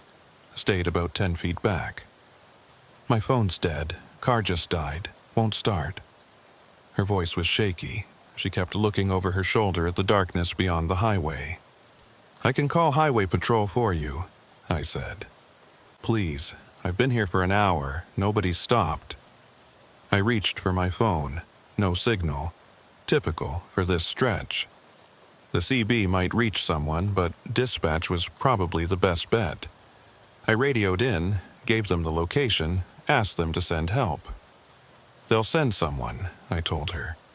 "Should be here in 20-30 minutes." She nodded, but didn't look relieved. If anything, she looked more scared. Can you wait with me, please? I don't want to be alone out here." Every instinct told me to drive away, but she looked genuinely terrified. And I had a daughter about her age. If she was broken down on a dark highway, I'd want someone to stay with her. "I'll pull up in front of your car," I said. "Keep my lights on so people can see you." I moved the rig forward, parked about 30 feet ahead of her Honda, kept the engine running, lights on. I could see her in my mirrors, standing by her car. 5 minutes passed. 10. She hadn't moved, just stood there hugging herself. Then I saw the headlights approaching from behind, moving slow. Too slow for normal traffic. The vehicle pulled up behind the Honda, Not highway patrol. A pickup truck. Dark color, maybe blue or black. A man got out, tall, wearing a baseball cap. I couldn't make out his face in the darkness. He walked toward the woman. She backed away, moved closer to my truck. I opened my door, leaned out. "Everything okay back there?" The man looked up at me. His face was still hidden by the cap's brim. "Just stopping to help," he called out. His voice was calm. Too calm. "Highway patrol's on the way," I said louder. He stood there for a moment, then walked back to his truck without another word. Got in and drove off, slow, like before. The woman was now standing right beside my passenger door. "That was him," she said, voice barely above a whisper. "What do you mean?" "He's been following me. Since Des Moines. That's why my car... I think he did something to it when I stopped for gas." My blood went cold. I looked in the mirrors. The pickup's taillights were disappearing into the darkness, but he was driving slow, like he might turn around. "Get in," I said. She shook her head. "I can't leave my car." "Get in now. We'll tell the highway patrol where it is." She hesitated for maybe 3 seconds, then ran around to the passenger side. I reached over, unlocked the door. She climbed up, slammed it shut, locked it. "Thank you," she breathed. "Thank you so much." I put the truck in gear, started to pull forward. That's when I saw him. The man from the pickup. He was standing in the middle of the highway about 100 yards ahead. Just standing there, arms at his sides. I hit the brakes. The woman saw him too. She made a sound, half gasp, half whimper. "That's not possible," I said. He drove off. I saw him drive off. But there he was. Same height, same cap, same stance. "Please," the woman said. "Please just go. Run him over if you have to." I flashed my high beams, hit the horn. The figure didn't move. Then another figure stepped out from the shoulder. Another man, same height, same build, like looking at twins. "What the hell?" I muttered. The woman was crying now. "There's more of them. Oh God, there's more of them." I looked in the mirrors.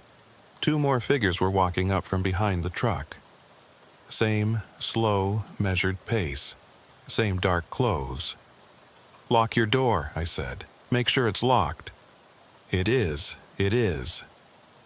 I reached under my seat, pulled out the tire iron I keep there. Not much of a weapon, but better than nothing. The figures were getting closer. The 2 in front were maybe 50 yards away now. The 2 behind, 30. "We're going through," I said. "Hold on." I revved the engine.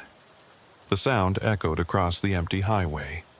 The figures in front didn't react, didn't step aside, didn't even flinch. 20 yards. 10. At the last second, they stepped aside. Smooth, synchronized, like they'd practiced it. I drove between them, accelerating hard. The truck's engine roared. In the mirrors, I saw them standing in a line across the highway. 4 figures, all the same height, all watching us go. "My name's Ada," the woman said. "Ada Whitmore." "Ezekiel Boone," I replied, eyes still checking mirrors. We drove in silence for 5 minutes. 10. No one following.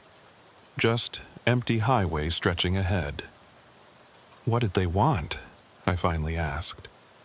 Ada was staring straight ahead. "I don't know. I was driving home from a friend's house in Des Moines. Noticed the pickup following me about an hour ago. Every turn I made, it made. When I stopped for gas in Newton, it pulled in too. The driver didn't get out. Just sat there watching me." "You get a license plate?" She shook her head. "Too dark, and I was scared. I just wanted to get back on the highway, find somewhere safe." "How'd your car break down?" "I don't know. It just started losing power. Check engine light came on, then it just died, coasted to the shoulder. I thought about the timing. Her car breaks down on an empty stretch of highway. The pickup shows up. Then somehow, the same guy is ahead of us on the road. And there were 4 of them. 4 identical men. We need to call the police, I said. With what? You said there's no signal out here. She was right. We were in a dead zone. Would be for another 20 miles at least. There's a truck stop at exit 201, I said. We'll call from there. Ada nodded. She was still trembling. Thank you for stopping, for helping me. I don't know what would have happened if... She didn't finish. Didn't need to. We were 5 miles from the exit when I saw them again, not behind us, ahead. 4 figures standing on the overpass. Just standing there. Watching. That's not possible, Ada whispered. How did they get ahead of us? I didn't answer, couldn't answer. The math didn't work. We'd been driving 70 miles per hour. They'd been on foot or in a pickup that went the opposite direction. As we passed under the overpass, I looked up. They were looking down. All 4. Same caps, same stance, same everything. Ezekiel, Ada said. There's something I didn't tell you. I glanced at her. Her face was pale in the dashboard lights. This isn't the first time I've seen them. What do you mean? 3 weeks ago, I was driving back from Omaha, late night, like tonight. Saw 4 men standing by the side of the road, just standing there, identical. I thought I was seeing things, tired, you know. But now, where? Where did you see them? Different highway, I-29, but same time of night, same formation, 4 of them. My hands tightened on the wheel.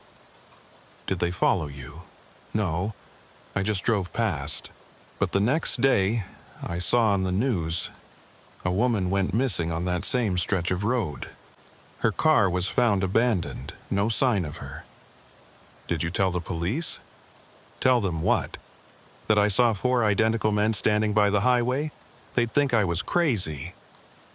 Exit 201 was coming up. The truck stop's lights were visible in the distance. Safety. Phones. People. But as we took the exit, I saw them again. Not 4 this time. 8. 4 on each side of the ramp. Standing in the tall grass. Watching. Ada saw them too. She grabbed my arm. Don't stop. Please don't stop. I won't. The truck stop was busy. 3 other rigs parked out front. Cars at the gas pumps. Normal people doing normal things. I pulled into the brightest spot I could find, right under a light pole. Come on, I said. Let's go inside. Call the police. We climbed down from the cab. Ada stayed close to me as we walked toward the building. I kept looking back. No sign of the figures. No dark pickup. Just a normal truck stop on a Tuesday night. Inside, the fluorescent lights were harsh but welcome. A few truckers sat at the counter drinking coffee. The clerk, a middle-aged woman with tired eyes, looked up as we entered. Phone? I asked. She pointed to the back corner. I guided Ada toward it, pulled out quarters from my pocket. Dialed 911. The dispatcher answered on the second ring. I explained the situation. Abandoned car at mile marker 168. Woman being followed. Multiple suspects. Possibly dangerous. We'll send units to check the vehicle, the dispatcher said. Are you and the woman safe now? Yeah, we're at the Flying Wings truck stop. Exit 201.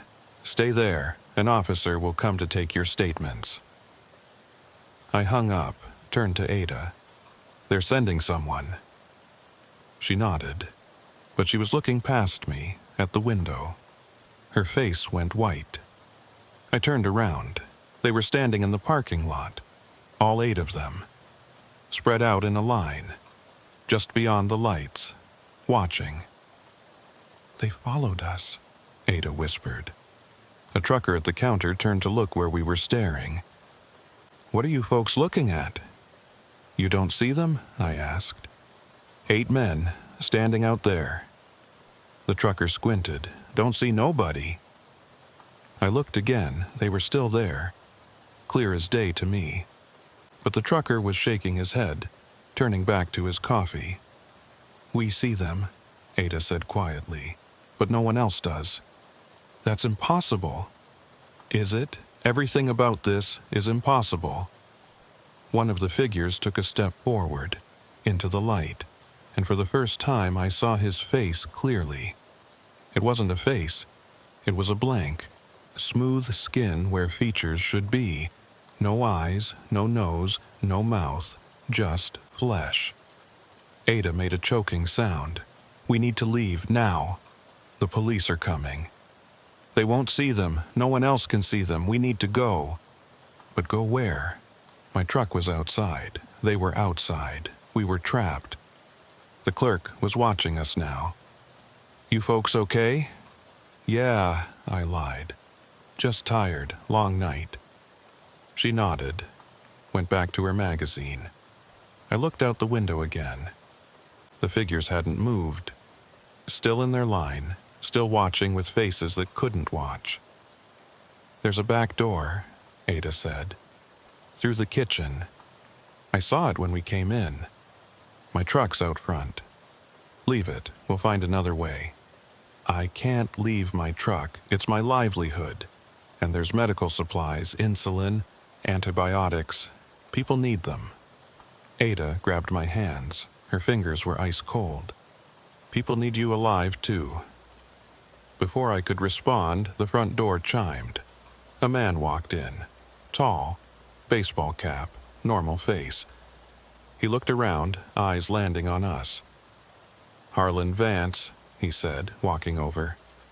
I heard you folks might need some help. I tensed. Who told you that? Police dispatcher.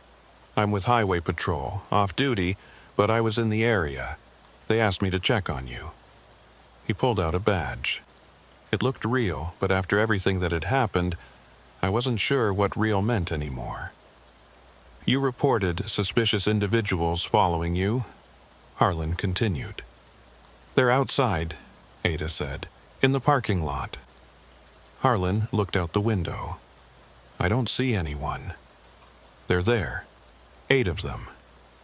He studied us for a moment, then pulled out a small notebook. Why don't you tell me everything, from the beginning? So I did. The broken down car, the pickup, the identical figures, the faces with no faces. Harlan wrote it all down without expression. When I finished, he closed the notebook. This isn't the first time something like this has been reported. What? Ada leaned forward. Past 3 months, 4 different incidents, same stretch of highway, same description, multiple identical figures, only visible to certain people. What happens to those people? I asked, though I wasn't sure I wanted to know. Harlan hesitated. 3 of them disappeared. Their vehicles were found. They weren't. And the 4th? Committed suicide a week later. Left a note saying they never stopped watching. Ada's hand found mine under the table. What are they? She asked. I don't know. No one knows. But there's a pattern. They only appear to people who are alone or in pairs. Never to groups, and they seem to focus on specific individuals. Why us? I don't know that either. But I know you're not safe here. I looked out the window. The figures were still there, but now they were closer. Standing at the edge of the parking lot lights. They're moving, I said. Harlan looked. I still don't see them, but I believe you. We need to get you somewhere safe, somewhere public. Lots of people. Where? There's a 24-hour Walmart in Cedar Rapids, always crowded. Security cameras everywhere. If these things don't like groups, that's our best bet. That's where I was heading anyway, I said, with the medical supplies. Then we go together. I'll escort you. Stay close to my vehicle. We stood up. The clerk looked over again. Everything all right? Fine, Harlan said, showing his badge. Just taking statements. She nodded, satisfied. Harlan turned to us. Walk between me and the building. Don't look at them. Don't acknowledge them. Just walk to my car. What about my truck? We'll come back for it, with backup, during daylight. I didn't like it, but Ada was right. The truck was just metal and cargo. Our lives were worth more. We walked out together.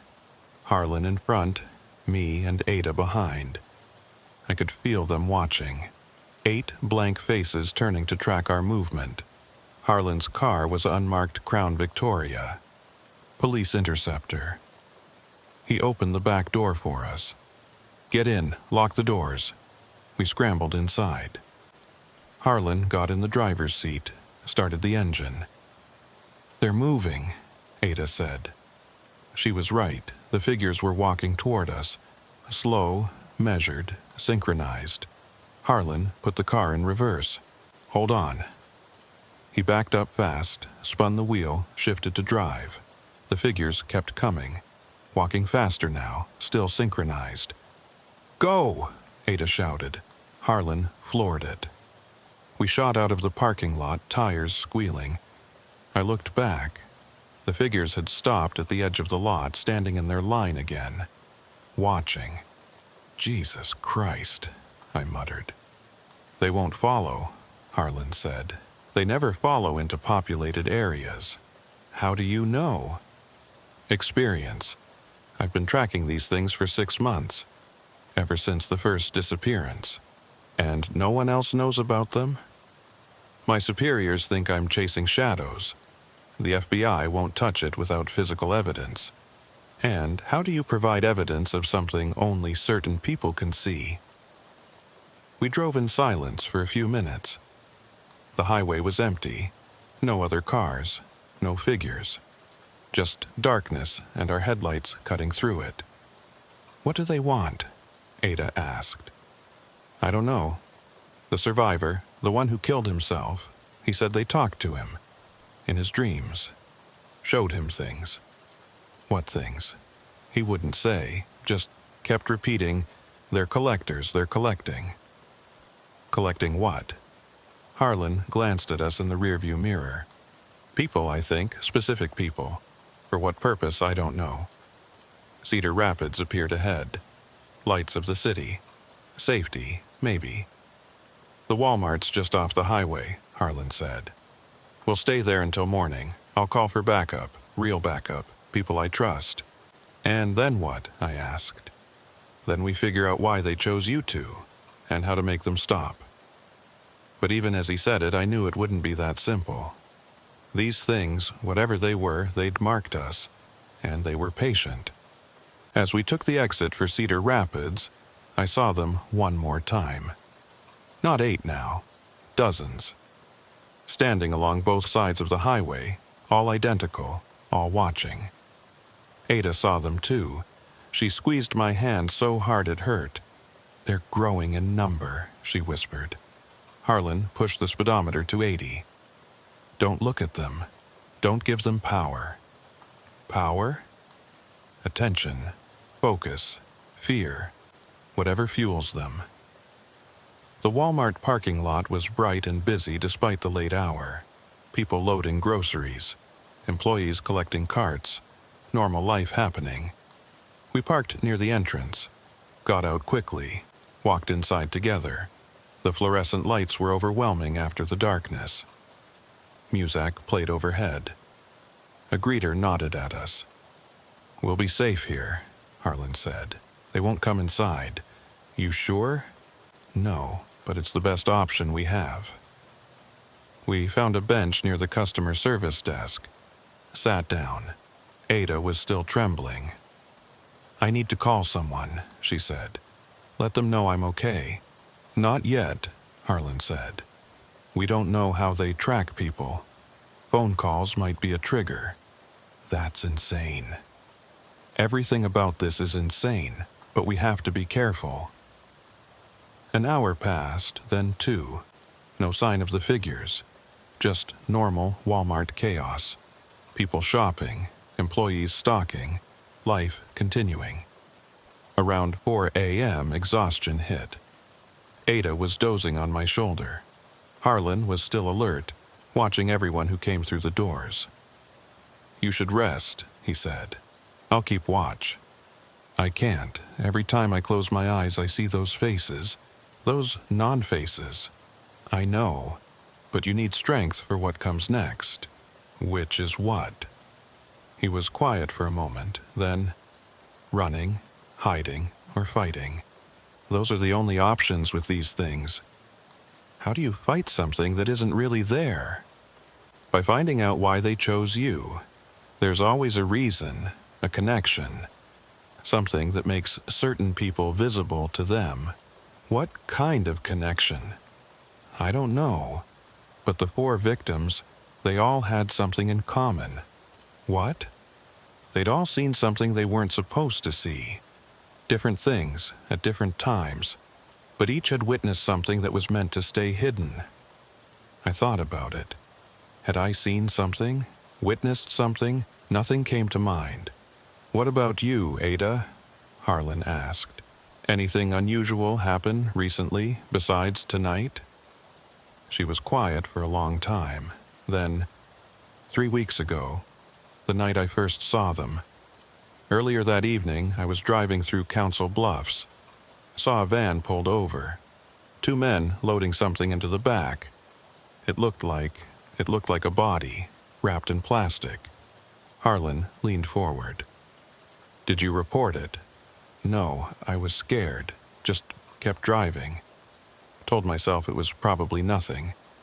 Maybe they were moving a mannequin or something." "Did they see you?" "I don't think so. It was dark. I drove past quickly. But maybe they did. Maybe that's what triggered this." "Are you saying those things are connected to whatever I saw?" "I'm saying there might be a connection. These entities, they might be drawn to witnesses. People who've seen things that were meant to stay buried." I thought harder. Had I seen anything? Then it hit me. 6 months ago, I said. I was hauling a load through Illinois. Stopped at a rest area. Saw 2 state troopers beating a man, really working him over. He wasn't resisting, just taking it. "Did you intervene?" "No. I filmed it on my phone. Sent it to the state police internal affairs. Never heard back." Harlan nodded. "That could be it. Both of you witnessed crimes, serious crimes. And now these things are after you. But why? What do they want? Maybe to silence you, or maybe to collect you for someone else, someone who doesn't want witnesses." It was a terrifying thought, that these things might be tools, weapons, sent by someone human. "So what do we do?" Ada asked. Before Harlan could answer, the lights flickered. Just for a second. But in that second I saw them, inside the store, standing in every aisle. Dozens of them, all facing us. Then the light steadied, and they were gone. "Did you see that?" I whispered. Harlan nodded grimly. "They're getting stronger, or we're getting weaker. Either way, we need to move." Harlan stood up fast. "We're leaving, now." He grabbed Ada's arm, pulled her to her feet. I followed. We moved toward the exit, trying not to run, trying not to draw attention. The automatic doors opened. The parking lot was still lit. Still had people. But something was different. The temperature had dropped 20 degrees. Our breath came out in clouds. "My car," Harlan said. "Quick."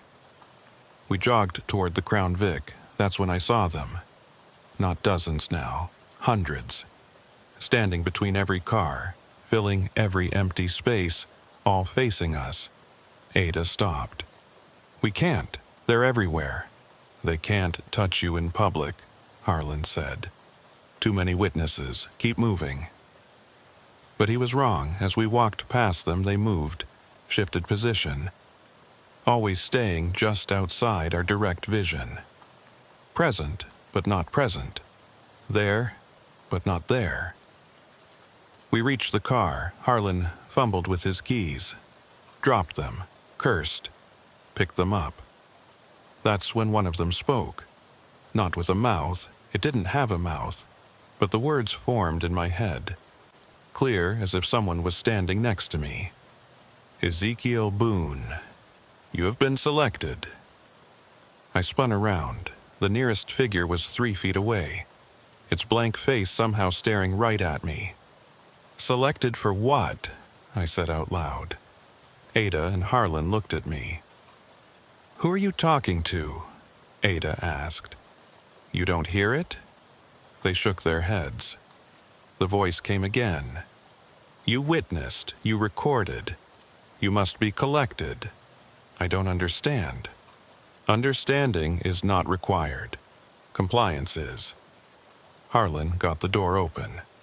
Get in, both of you. We piled into the car. Harlan started the engine, threw it in reverse, but the car didn't move. The engine revved, but we stayed in place. What the hell? Harlan shifted to drive. Still nothing. I looked out the window. They were touching the car now. Dozens of hands pressed against the metal, holding us in place. They're not supposed to be able to do that, Harlan said. They're not supposed to be physical. The voice in my head again. Rules change, power grows, collection must be completed. What do you want? I shouted. You and the woman. Witnesses must be removed. Removed where? Where testimony cannot reach. Where evidence cannot exist. Ada was crying now. What's happening? What are they saying? I turned to her. They want us because we witnessed crimes. They're going to take us somewhere. Take us where? I don't know. Somewhere we can't testify. Harlan was on his radio. This is Unit 447. Officer needs assistance. Walmart parking lot, Cedar Rapids. Code 3. Static. Then, Unit 447, this is dispatch. What's the nature of the emergency? Multiple suspects. Attempted kidnapping. Send backup now. Copy that. Units en route. But I knew it wouldn't matter. They wouldn't see the figures. They'd find 3 crazy people in a car, claiming invisible men were attacking them. The pressure on the car increased. The windows started to crack. Spider web patterns spreading across the glass. We need to get out, I said. And go where? Harlan asked. Inside, back to the store, more people. They were inside too. But they didn't touch us there. Maybe they can't. Maybe there's a limit. The rear window shattered. Cold air rushed in, and with it the smell, like ozone, like the air before a lightning strike. Out! Now! Harlan shouted. We burst out of the car simultaneously. The figures stepped back, creating a path. Not to safety, to the edge of the parking lot, to the darkness beyond. They're hurting us, Ada said. She was right. Every direction except one was blocked. They wanted us to go into the field behind the Walmart, into the darkness. We stay together, Harlan said, no matter what. We backed towards the store. The figures followed, moving in perfect unison, like a single organism with hundreds of bodies. The automatic doors opened behind us. We stumbled inside. The greeter, an elderly man, looked concerned. You folks all right? Call security, Harlan said, showing his badge, and lock the doors. I can't lock them, they're automatic. Then shut them down. Emergency override. The greeter hesitated, then reached for his walkie-talkie. But before he could speak, the lights went out. Complete darkness. Screams from somewhere in the store. Emergency lighting kicked in a second later, bathing everything in red. They were inside now. All of them. Standing in every aisle, on every shelf. Some on the ceiling, defying gravity. Customers were running. But they weren't running from the figures. They couldn't see them. They were running from the darkness, the sudden power failure. "This way," Harlan said. He led us toward the back of the store, through the electronics section, past the pharmacy. The figures followed, not walking, gliding, their feet not quite touching the floor. We reached the employee area, double doors marked "Employees Only." Harlan kicked them open. A hallway stretched beyond, offices on one side, storage rooms on the other. "Where are we going?" Ada asked. "Loading dock. There'll be trucks, we can hide in one." But when we reached the loading area, it was empty. No trucks. Just a vast concrete space with closed bay doors. "Shit," Harlan muttered. The figures poured through the doorway behind us, spreading out, surrounding us, no escape now. The voice in my head was louder now. Multiple voices, all saying the same thing. "Collection time, collection time, collection time." I covered my ears, but it didn't help. The voices were inside. Ada grabbed my arm. "Ezekiel, look." She was pointing at the wall. There was a door I hadn't noticed, small, marked "Maintenance." "Go," Harlan said. "I'll hold them." "How? You can't even see them." "I don't need to see them." He pulled out his gun. "I just need to slow them down. Bullets won't work on them." "Maybe not, but they'll work on me. And if I'm dead, I can't be collected." "That's insane. Everything about this is insane." He looked at us. "Go. Find help. Real help. Someone who understands these things.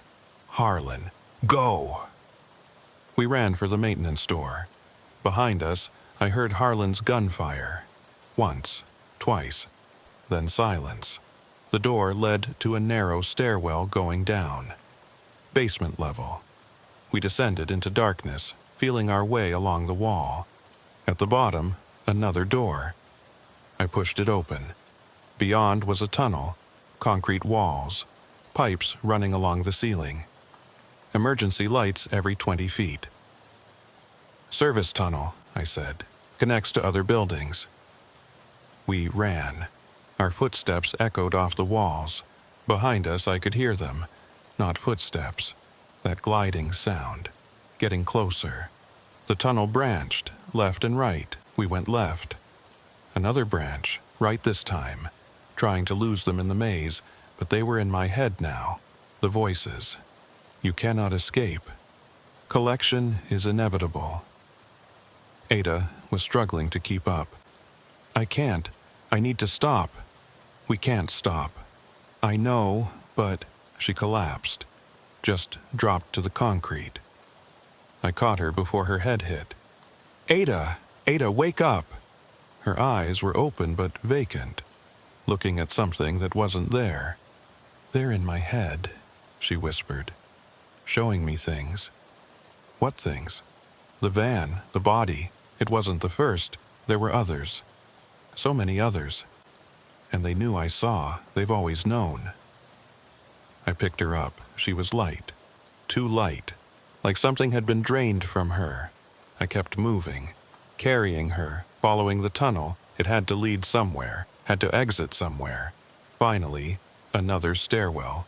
Up this time. I climbed, Ada in my arms, pushed through the door at the top. We were in a parking garage, empty, silent, dawn light filtering through the openings. I set Ada down, checked her pulse, weak but steady. "Ada, we're out. We made it out." She opened her eyes, focused on me. "They're not gone. They're never gone. We'll find help, real help." "There's no help, don't you understand? They're not from here. They're from somewhere else, somewhere wrong." "What do you mean?" "The things they showed me. The place they come from, it's like here but broken, twisted, and they're bringing it with them, changing our world to match theirs." I heard the gliding sound again, coming from the stairwell. "Can you walk?" She nodded, struggled to her feet. We moved between the parked cars, looking for an exit. There, a sign. "Exit to street level." We pushed through the door, found ourselves on a sidewalk. Downtown Cedar Rapids, early morning, people heading to work, normal life happening. "We need to find a police station," I said. "They won't believe us. Then a hospital. You need medical attention." "I need to hide." "We both do." A taxi pulled up to the curb. The driver, an older black man, rolled down his window. "You folks need a ride?" I helped Ada into the back seat. Yeah, we do. Where to?" I started to say police station, but Ada squeezed my hand. "The bus station," she said. "Greyhound terminal." The driver nodded, pulled into traffic. I looked back. They were standing on the sidewalk, dozens of them, watching us drive away, not following, just watching. "Why aren't they following?" I asked. Ada leaned against me. "Because they know where we're going. They always know." The bus station was small, maybe a dozen people waiting. We bought 2 tickets to Chicago. Next bus left in an hour. We found seats in the corner. Ada closed her eyes, but I knew she wasn't sleeping. "Tell me about the place they showed you," I said.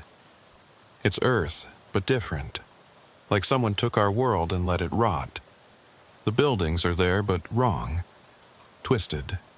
The people," she shuddered. "The people are worse. How do they travel between worlds? Through witnesses. People who've seen things they shouldn't. It creates a crack, a weakness. They exploit it. So everyone who witnesses a crime. No, just certain crimes. The ones that would change things if exposed. The ones that matter." I thought about the cops I'd filmed. Beating that man. Had I ever checked what happened to him? Was he even still alive? "The van you saw," I said. "The body. Bodies. Plural. The men in the van, they're connected to this. They're not the figures, but they work with them, or for them. Human collaborators. Has to be. Someone has to identify the witnesses, mark them for collection." The bus arrived. We boarded, took seats in the back. Only a handful of other passengers. None of them looked at us twice. As we pulled out of the station, I saw them again, standing on every corner, on every rooftop, hundreds of them, maybe thousands. "Jesus," I whispered. Ada looked out the window. "They're spreading. The more witnesses they collect, the stronger they get. How do we stop them?" "We don't. We run. We hide. We survive as long as we can." The bus headed east toward Chicago. Interstate 80, the same highway where this all started. We passed the exit where I'd abandoned my truck. Probably still there, with the medical supplies that never made it to Cedar Rapids. "I'm sorry," Ada said. "For what?" "For getting you involved. If you hadn't stopped to help me, you'd be gone, collected, whatever that means. Maybe that would have been better." "Don't say that." She was quiet for a long moment. Then, "The cop, Harlan. Do you think he's dead?" "I don't know. He saved us." "Yeah, he did. But I wasn't sure we were saved. Just delayed. The figures were still out there, still watching, still waiting." The sun climbed higher. Other passengers dozed or read or stared at phones. Normal people living normal lives, unaware of the things that moved just outside their perception. We were an hour outside Chicago when Ada grabbed my arm, hard. "Something's wrong." I looked around. The other passengers were all turned toward us, all of them, staring with vacant eyes. "No," I breathed. They stood up in unison, moved toward us with that same gliding motion. The bus driver looked in the mirror. His eyes were blank, too. "They're not the figures," Ada said. "They're people. Possessed, controlled." The bus started to accelerate. 70, 80, 90. He's going to crash, I said. The possessed passengers were almost to us, hands reaching, faces blank. I grabbed the emergency exit handle, pulled hard. An alarm sounded, but the door opened. Wind roared in. We have to jump. At this speed? Better than whatever they have planned. Ada looked at the possessed passengers, then at the open door, the highway racing past. On 3, she said. 1. The passengers lunged forward. 2. Their hands almost on us. 3. We jumped, hit the grassy median hard, rolled. Pain shot through my shoulder, my leg. But I was alive. The bus kept going, didn't slow, didn't stop, disappeared around a curve. Ada was 20 feet away, not moving. I crawled to her. Ada, Ada, talk to me. She opened her eyes, blood on her forehead. Did we make it? Yeah, we made it. But when I looked up, they were there. The figures standing in a circle around us, hundreds deep. The voice in my head. Collection complete. No, we're still here, still in the world. Your world, our world. The distinction fades. The circle began to close. Ada grabbed my hand. I'm sorry, Ezekiel. Don't be. I saw my parents in the visions. They're already there, in that other place. Maybe we'll find them. Maybe. The figures were close now, close enough to touch. And then they did. The world shifted. Colors inverted. Sounds became visible. Light became dark. We were still on the highway. But it was wrong. The asphalt was breathing. The sky was the color of old blood. In the distance, buildings twisted into impossible shapes. Welcome, the voice said, no longer in my head, coming from everywhere. To the place between, the place where witnesses are kept. I looked at Ada. She was changing, becoming transparent, like she was fading. What's happening to her? She's becoming part of the collection, as will you. How many? How many have you taken? Thousands. Soon, millions. Every witness, every truth seer, every recorder of sins. Why? Because truth breaks worlds, and broken worlds must be contained. I felt myself starting to fade too, starting to become less solid, less real. Ada squeezed my hand, or tried to. Our fingers passed through each other. Fight it, she said, but her voice was distant, echoing. How? Remember. Remember who you are, what you saw, why it mattered. I tried to hold on to memories. My truck, my daughter, the cops beating that man, the video I took, but it was all slipping away, becoming fog. That's it, the voice said. Let go, become nothing, become part of the whole. I was almost gone, almost completely faded. When I heard it, a gunshot, then another. The figures turned, all of them, looking at something I couldn't see. More gunshots and voices, human voices. There, 2 subjects, get them out. Hands grabbed me. Solid hands, real hands. Pulled me up, pulled me back. The world shifted again. Colors returned to normal. The highway was just a highway. Harlan was there. Alive. Bloody, but alive. And he wasn't alone. A dozen others in tactical gear, weapons drawn. We got them, one said into a radio. 2 survivors. Multiple entities still present. How? I managed to say. Harlan smiled grimly. I called for real backup, the kind that knows about these things. There are others who know? A few, hidden in various agencies. We've been tracking these entities for years. Can you stop them? No, but we can slow them down, save a few people. Ada was unconscious but breathing. They loaded her onto a stretcher. "She'll be okay," Harlan said. "Physically, anyway. The psychological trauma, what about the others? The ones already taken?" Harlan's expression darkened. "Gone. Once you're fully in that place, there's no coming back." They put me on a stretcher, too. As they loaded me into an ambulance, I looked back at the highway. They were still there. The figures standing in their perfect lines, watching. "They'll keep coming," I said. "Yes," Harlan agreed. "They will. For me, for Ada, for everyone who's seen too much, known too much, that's their purpose. Then we'll never be safe. No, you won't, but we'll protect you as best we can." The ambulance doors closed. We drove away. But I knew it wasn't over. It would never be over. In the hospital, they ran tests, physical, psychological, asked questions I couldn't answer, showed me images I wished I could forget.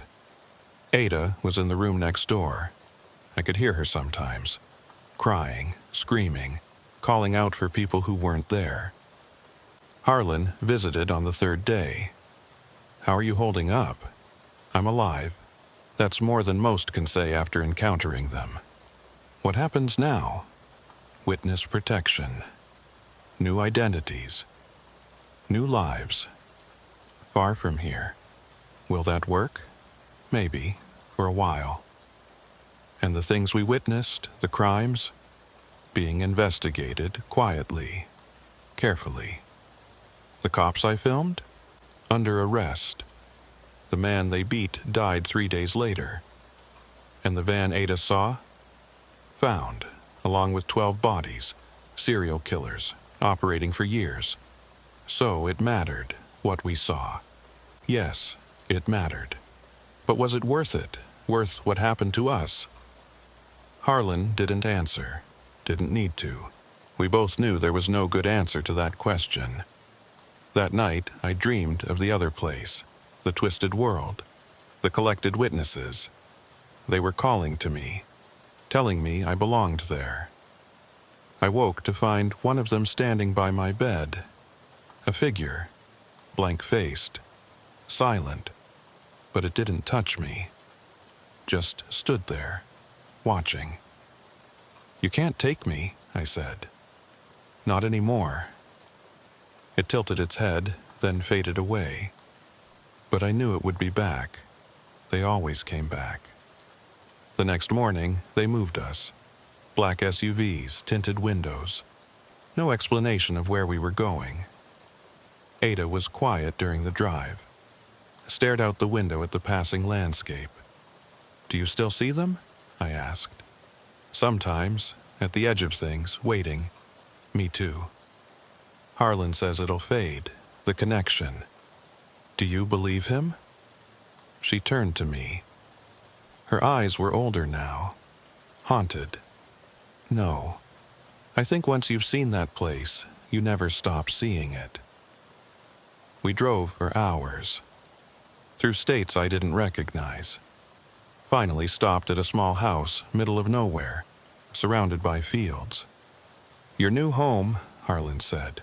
"For now." "For how long?" "Until it's safe. It'll never be safe. Then for as long as we can manage."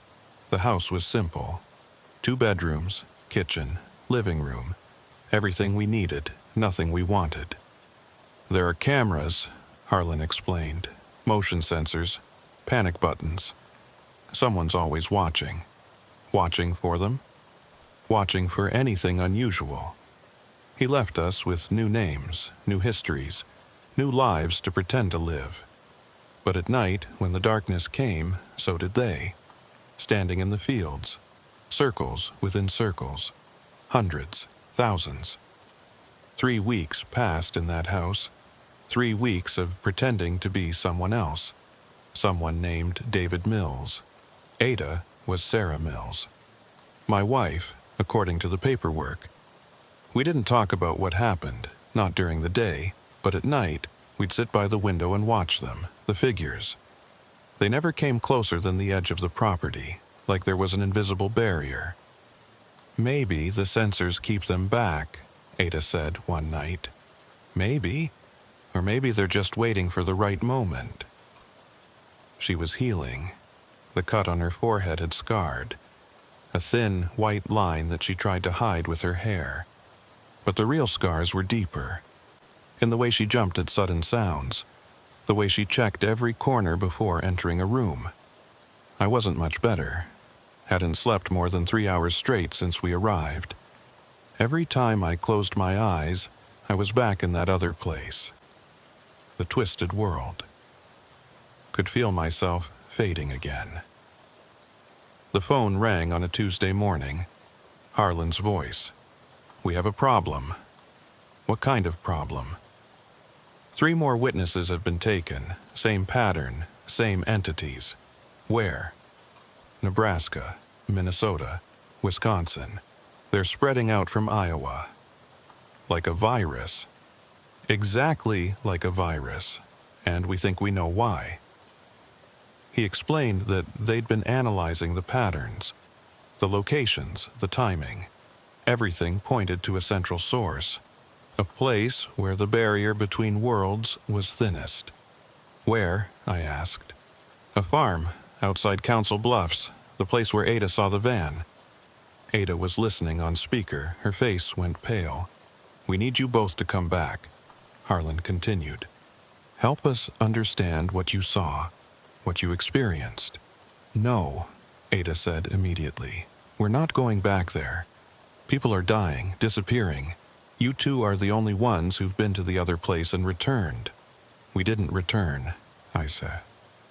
"Said you pulled us out." "Same difference. You have knowledge we need." "Knowledge of what?" "That place is madness. Broken reality. There's nothing to understand." "That's where you're wrong. Our researchers have been studying the testimonies, the visions. There's a pattern, a logic. These entities aren't random. They're organized. They have a hierarchy." "A hierarchy?" "Leaders, soldiers, workers. Like a hive." "And you want to do what? Attack the hive?" "We want to understand it, find weaknesses." Ada stood up, walked to the window. The figures were there, as always, standing in the corn. "They're listening," she said, "right now, to this conversation." "How do you know?" She turned to me. Her eyes were different, darker. "Because I can hear them. They never fully left my head." I went cold. "Ada." "It's been getting stronger. The connection. I tried to fight it, but why didn't you tell me?" "Because I knew you'd tell Harlan, and they'd take me away. Study me. Turn me into a lab rat." Harlan's voice came through the phone. "Ada, if you're compromised, we need to know." She laughed, bitter. "Compromised. That's a nice word for it." "What are they telling you?" "That resistance is pointless. That the collection will continue. That the 2 worlds will merge eventually." "Merge?" "Their world bleeding into ours. Our reality becoming twisted like theirs. It's already starting. Haven't you noticed?" I thought about the news lately. Strange events. Unexplained disappearances. Mass hallucinations. Things that didn't make sense. "The crime rate," Harlan said slowly. "It's been spiking. Specifically, the kinds of crimes that create witnesses. Because they need more witnesses," Ada said. "More cracks between worlds. They're farming us." "Who's they? The entities?" "No. The humans working with them. The ones in the van. There are more of them, lots more. Creating situations that require witnesses. A conspiracy. A cultivation. They're preparing Earth for harvest." The phone was silent for a long moment. Then Harlan said, "We need to stop this." "You can't stop it," Ada said. "It's too late. Too many cracks. Too many witnesses taken. We have to try. Then you'll end up like us." or worse. But I could hear it in Harlan's voice, the determination, the desperation. He was going to that farm with or without us. If we come, I said, what's the plan? We have a team, special ops, people who've dealt with anomalies before. We go in, investigate, gather intelligence, and if the entities are there, we have weapons, experimental, designed to disrupt their frequency. Their frequency? They exist on a different wavelength than us, like radio stations. The weapons can jam their signal temporarily. Ada turned from the window. It won't work. They're not just energy. They're something else, something older. How do you know? She touched her temple. Because they're showing me. The history. They've been here before, thousands of years ago. They took entire civilizations. What happened to those civilizations? Gone. Collected. Stored in that other place. Still conscious. Still aware. Suffering for eternity. My skin crawled. Jesus Christ. We leave in 6 hours, Harlan said. Be ready. He hung up. Ada sat down next to me, took my hand. We're going to die, she said. Simply. Matter of fact. Maybe. Definitely, I've seen it, in the visions. Our bodies at that farm, along with Harlan's team. Then we don't go. And let others die in our place? She squeezed my hand. No, we face it, together. Ada, I'm tired of running, tired of hiding, tired of pretending these new names mean something. If we're going to end, let's end fighting. 6 hours later, a black van pulled up. Not Harlan, a woman in tactical gear. Short, muscular, scars on her neck. I'm Bishop, she said. I'll be your escort. Where's Harlan? Already at the staging area. Get in. The van had no windows in the back. We sat on benches, surrounded by equipment I didn't recognize. Weapons that looked more like scientific instruments than guns. You've done this before, I said to Bishop. Done what? Fought these things. Not these specifically, but similar entities, reality bleeders, we call them. Reality bleeders? Things that shouldn't exist in our dimension but do, usually because someone was stupid enough to invite them in. No one invited these things. Someone did. Maybe not intentionally, but every witness who sees something they shouldn't, they create an invitation, a crack. So it's our fault? It's nobody's fault. It's everybody's fault. It's the nature of reality. Too much truth breaks the world. Ada laughed, dark. Too much truth. You find that funny? I find it ironic. We're being punished for seeing the truth. Not punished. Collected. There's a difference. Is there? Bishop didn't answer. We drove for 3 hours. Finally stopped. When the doors opened, we were at an abandoned truck stop. I recognized it. The same one where I'd first stopped that night. Where this all began. Why here? I asked. Central location, Bishop said. And appropriate, don't you think? Harlan was there with a team of 8 others, all in black tactical gear, all carrying those strange weapons. Thank you for coming, he said. Like we had a choice, Ada muttered. There's always a choice. You chose to help, that matters. He led us to a command vehicle. Inside, monitors showed aerial views of a farm. The van location. It looked normal from above. House, barn, fields. Thermal imaging shows no human presence, a technician said. But there are anomalies. What kind of anomalies? Cold spots. Dozens of them. Moving in patterns. The entities. Even on thermal, they were wrong. We go in at midnight, Harlan said. 2 teams. Bishop leads Alpha Team to the barn. I take Beta team to the house. You two stay in the command vehicle. No, Ada said. We need to be there. It's too dangerous. Everything's dangerous now, but we have a connection to them. We might be able to communicate. Or they might take you immediately. They haven't yet, even though they could have. They want something else from us. What? Ada looked at me, then back at Harlan. They want us to witness the merge, the moment when the two worlds become one. We're supposed to be their historians. How do you know this? She touched her temple again. They tell me. Constantly.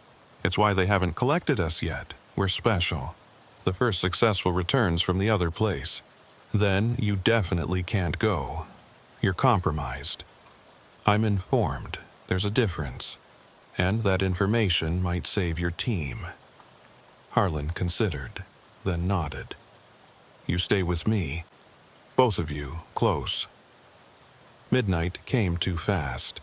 We suited up in protective gear that felt worthless against entities that could walk through walls.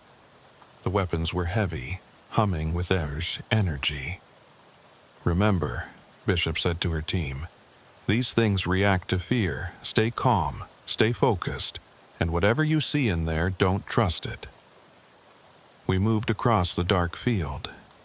No moon, just stars and the faint green glow of night vision goggles. The farm was silent. No insects, no wind, like the world was holding its breath. Alpha team peeled off toward the barn. Beta team continued to the house. Me, Ada, and Harlan brought up the rear. The front door was open, not forced, just open, inviting. We entered, swept the rooms with weapons raised, empty, but not abandoned. Furniture still in place, pictures on the walls, a family, parents, 3 kids, all smiling. Where are they? Someone whispered. Check the basement, Harlan ordered. 2 team members moved toward the basement door. Opened it. The smell hit immediately. Decomposition. Death. Bodies, one reported. Multiple. We descended. The basement was larger than the house above, extended into tunnels, and along the walls, wrapped in plastic, were corpses, dozens of them. The witnesses, Ada said, the ones who saw too much. But they were supposed to be collected, taken to the other place. Not all of them.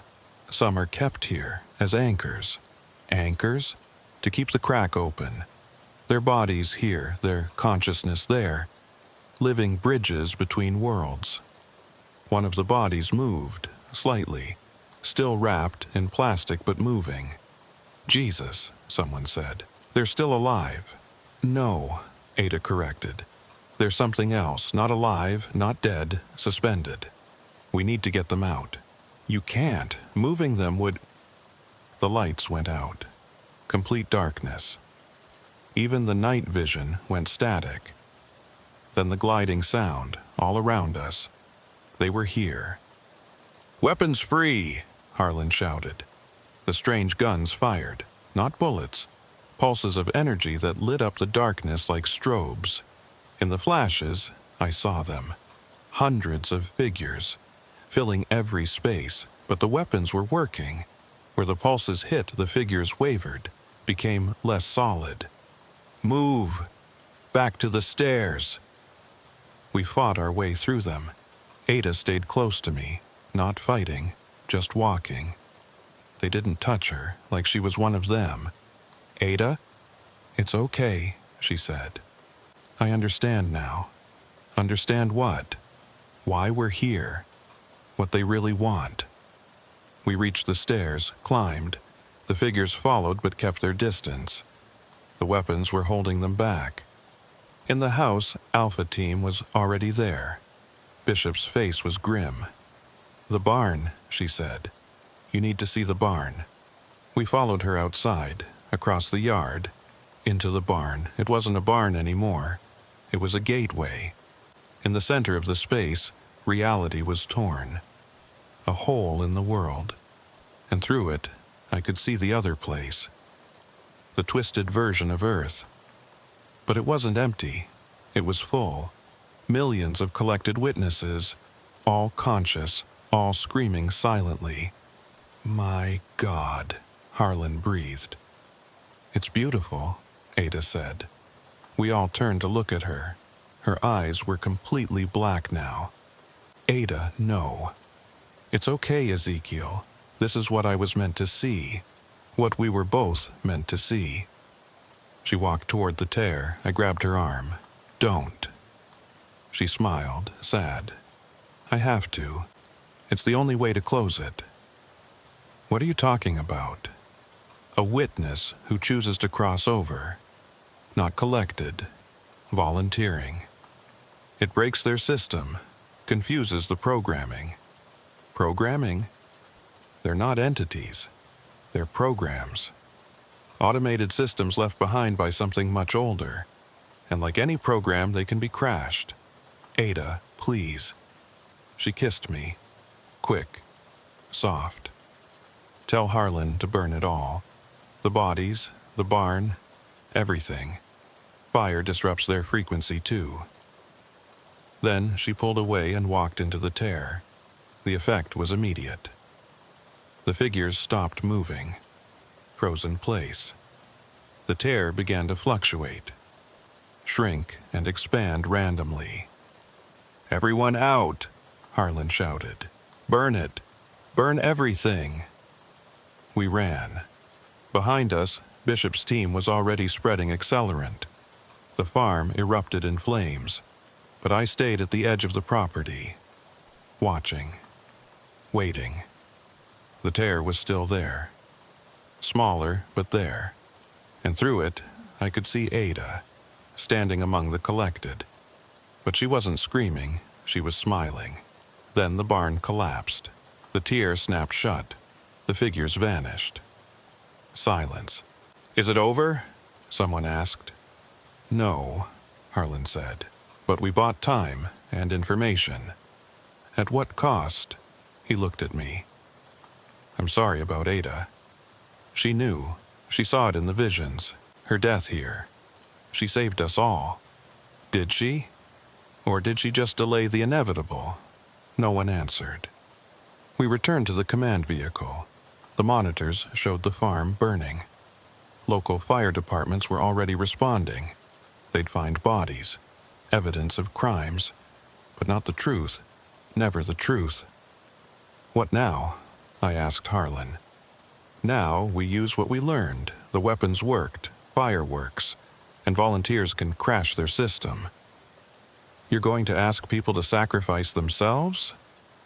I'm going to tell people the truth. Let them decide. The truth breaks worlds. You said so yourself.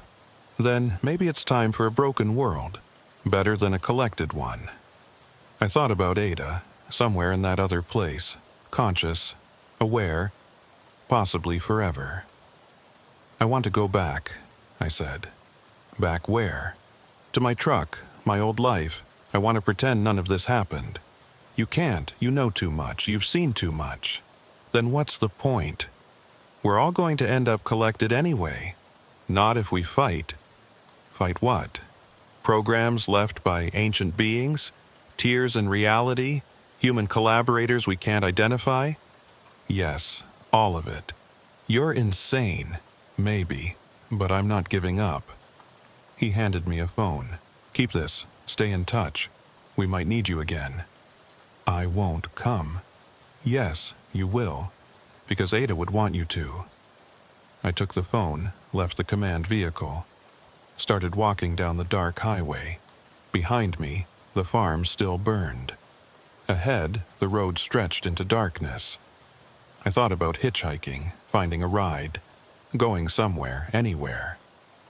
But then I saw them. Just two this time, standing by the road, watching.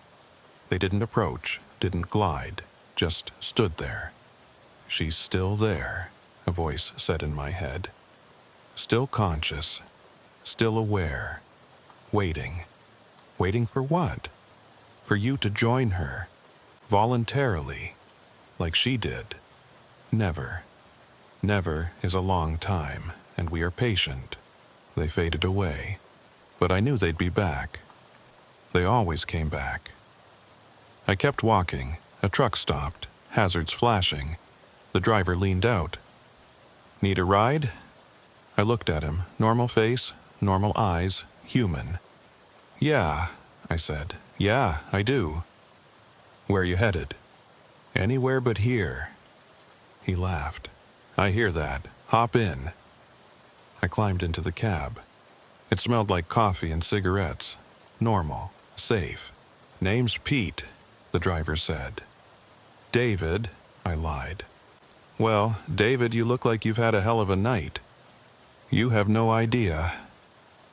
We drove east, away from the burning farm, away from the memories, but not away from the truth, because the truth followed in every shadow, every reflection, every moment of silence.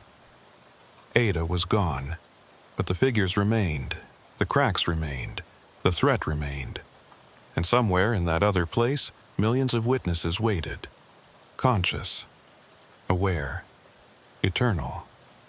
The war wasn't over, it had just begun, but that night, in that truck, heading east on I-80, I just wanted to pretend I was just another trucker, just another person who'd never seen too much.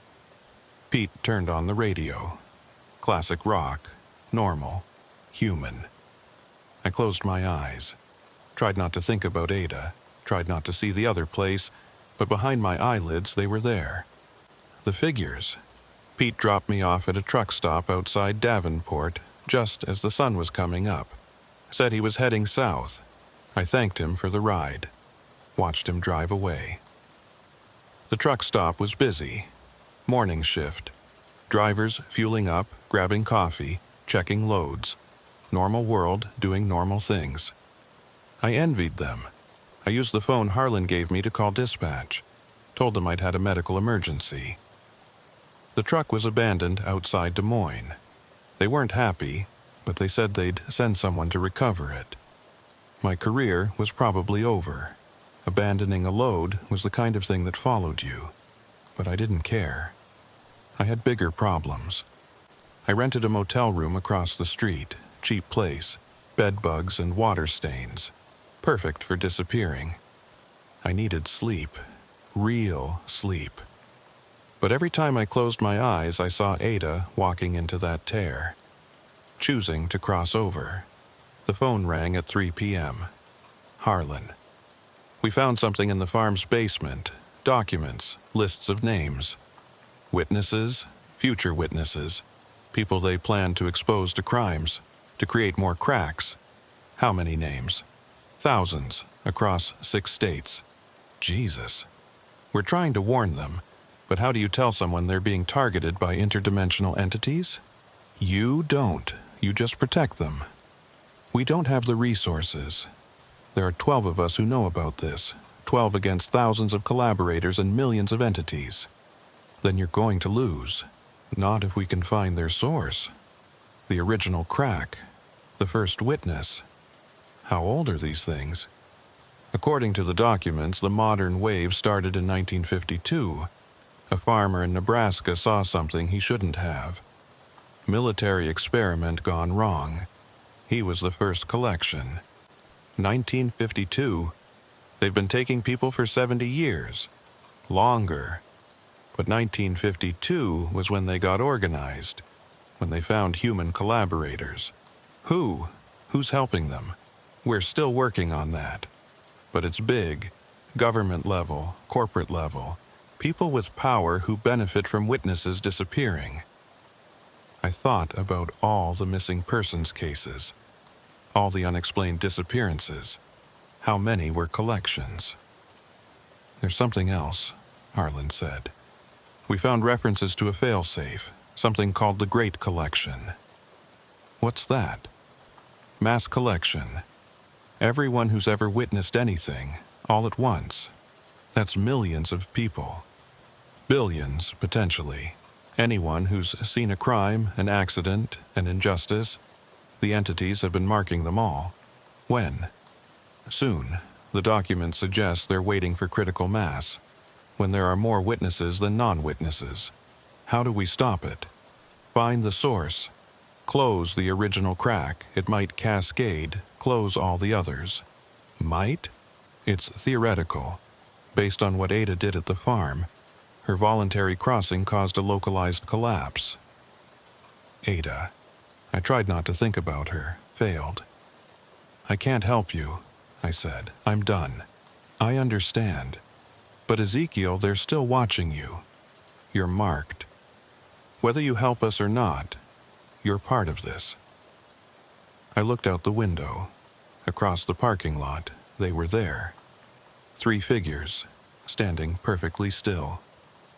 They're here, I said. How many? 3. That's new. They usually appear in pairs or groups of 4. What does it mean? I don't know, but be careful. He hung up. I watched the figures for an hour. They didn't move, didn't glide, just stood there. Then one of them raised its hand, pointed at the motel, not at my room, at the room next door. I heard a scream, muffled, cut short. I grabbed the tire iron I'd bought at a hardware store, went to the door, listened. Silence. I knocked on the neighboring door. Everything okay in there? No answer. I tried the handle.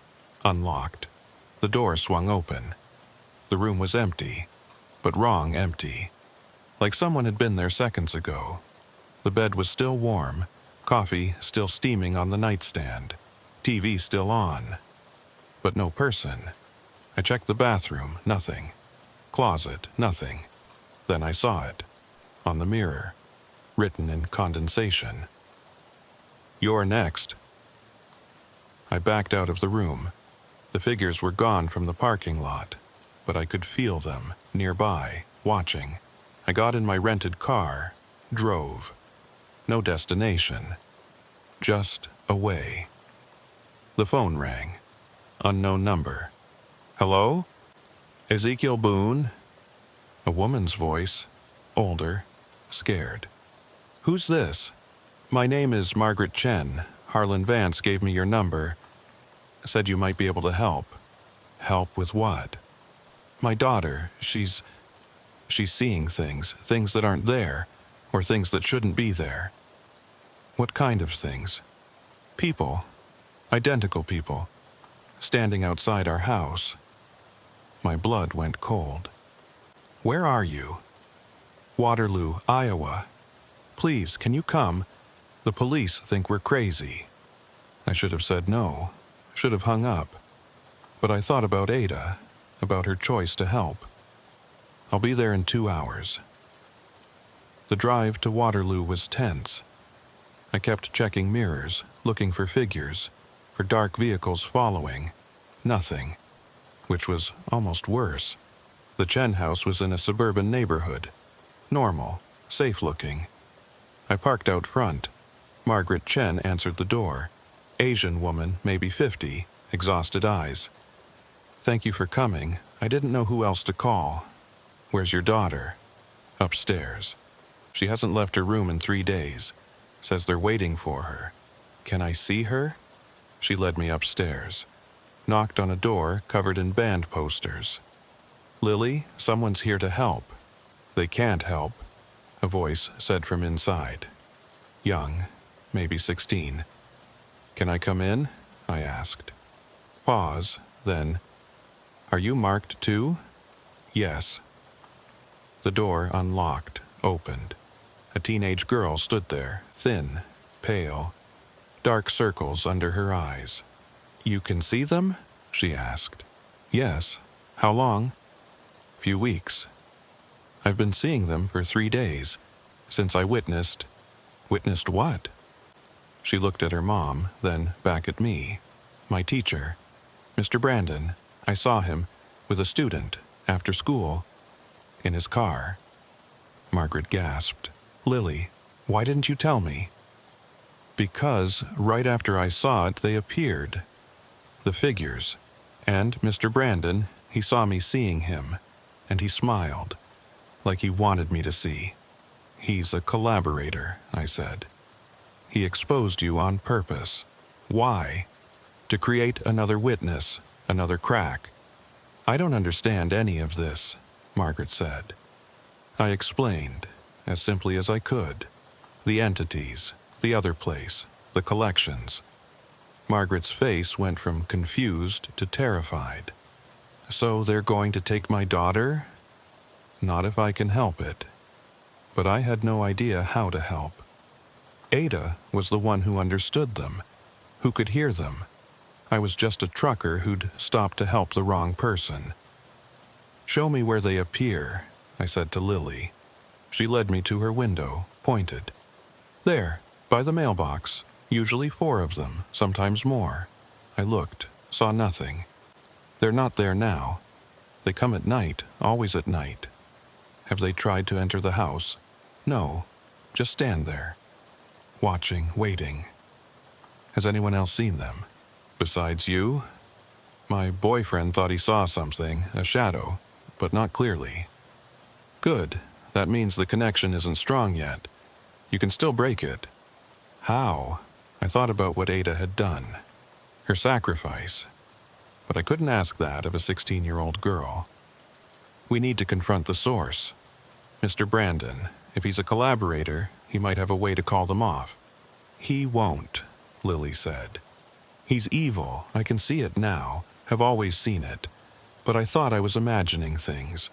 Where does he live? I don't know, but he's at school now. Parent-teacher conferences. I looked at Margaret. We need to go there, all of us. I'm not taking my daughter near that man. She's already marked. Distance doesn't matter now, but confrontation might. It was a risk, but doing nothing was a bigger risk. We drove to the school. Parking lot half full. Normal parents doing normal things, unaware of the danger among them. Stay close, I told them. And whatever happens, don't separate. We walked into the school. Fluorescent lights, bulletin boards, the smell of cafeteria food. Normal. Except for the feeling, that watched feeling. His room's on the 2nd floor, Lily said. We climbed the stairs, down a hallway, door at the end. Mr. Brandon, science. I knocked, no answer. Tried the handle. Locked. He's probably in the gym, Lily said. That's where the conferences are. We headed back down, toward the gym, but halfway there, Lily stopped, grabbed my arm. They're here. I looked around, saw nothing. Where? Not visible yet, but I can feel them, a lot of them. Keep moving. We entered the gym, dozens of tables set up, parents talking to teachers, and there, at a corner table, was Mr. Brandon, young man, maybe 30, clean cut, talking to a mother about her son's grades. He saw us, saw Lily, smiled. We walked over, waited for the other parent to leave. Lily, he said, I didn't expect to see you here. We need to talk, I said. And you are? Someone who knows what you're doing. His smile didn't waver. I'm afraid I don't understand. The figures, the entities. You're feeding them witnesses. Now his smile widened. You're one of them, the marked. I can smell it on you. Call them off. Leave the girl alone. I can't do that. She's already been selected. The process has begun. Then stop it. Why would I? Do you know what they offer us? The collaborators? Protection, power, a place in the new world. What new world? The merged world. When the barriers fall completely. When the collected return. Return? They can return? Oh yes. Changed, of course, improved, servants of the new order. You're insane. Am I? Look around. The world is breaking already. Climate, politics, society, all crumbling. The merge is just the next step. And you're helping it happen. I'm ensuring my survival, and the survival of those smart enough to collaborate.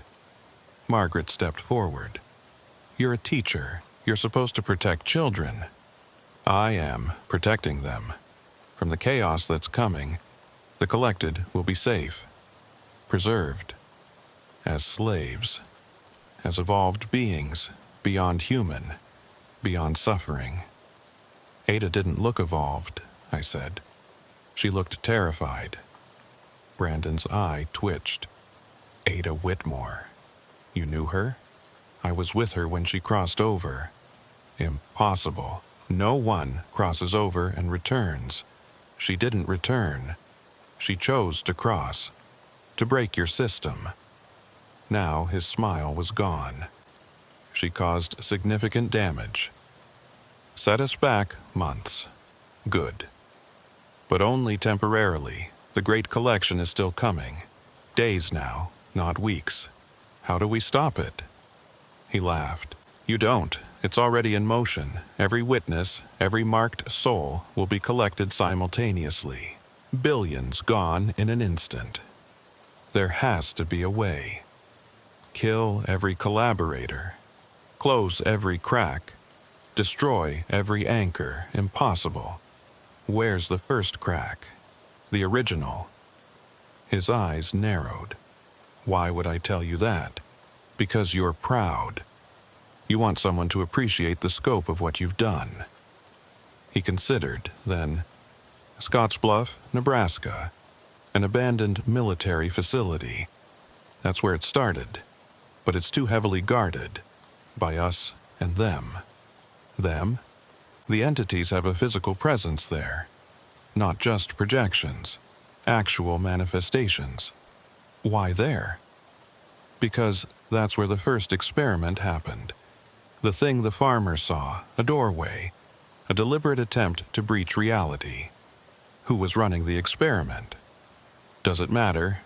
They're long dead, or collected. Everything matters. Then look up Project Insight. 1952, Military Intelligence, Psychic Warfare Division. Before I could respond, Lily screamed, pointed at the windows. They were there. Hundreds of figures, surrounding the building. It's starting, Brandon said. The collection of this town, you brought them here, you know, your presence. Two marked souls together, it's like a beacon. Parents were starting to panic. Not because they saw the figures, but because the lights were flickering, the temperature dropping. Everyone out, someone shouted. Stampede toward the exits, but the doors wouldn't open. Sealed. You did this, I said to Brandon. No, they did. When enough gather, they can affect physical reality. How do we stop them? You don't. But there had to be a way. Ada found a way. Fire, I said. Fire disrupts them. You want to burn down a school? I want to save these people. The figures were entering now, walking through walls. People couldn't see them but could feel them. The wrongness, the cold. The chemistry lab, Lily said. Burners, chemicals. That could work, I said. Margaret, get Lily out. Find another exit. What about you? I'm going to create a distraction. I ran toward the chemistry lab. Brandon followed. Not to help, to watch. You're wasting your time, he said. Maybe. The lab was unlocked. I turned on every gas burner, looked for accelerants, found alcohol, acetone. This will kill people, Brandon said. No, it'll save them. I started pouring chemicals on the floor. The smell was overwhelming. You're insane. I learned from the best. I pulled out Harlan's phone, called him. The school in Waterloo, I said. Mass collection in progress. I'm going to try fire. We're 20 minutes out. Might be too late. Do what you can. I hung up, looked at Brandon. Last chance, call them off. I can't. No one can. Once a mass collection starts, it's autonomous. Then get out. I want to watch. I lit a paper towel, dropped it in the alcohol. The floor erupted in flames. The effect was immediate. The figures in the lab wavered, became less solid. The fire was working, but it was spreading too fast, out of control. "We need to go," I said. Brandon was staring at the flames. "Beautiful. Chaos and order meeting." I grabbed him, dragged him out. The hallway was chaos.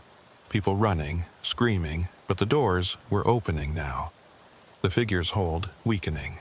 I found Margaret and Lily near an exit. "Go, get out!" We ran into the parking lot. Behind us, the school was burning, fire alarms blaring, but the figures were retreating, fading. "It worked," Lily said, "for now." Fire trucks were arriving, then police, then Harlan's black SUVs. Brandon tried to slip away. Harlan's team grabbed him.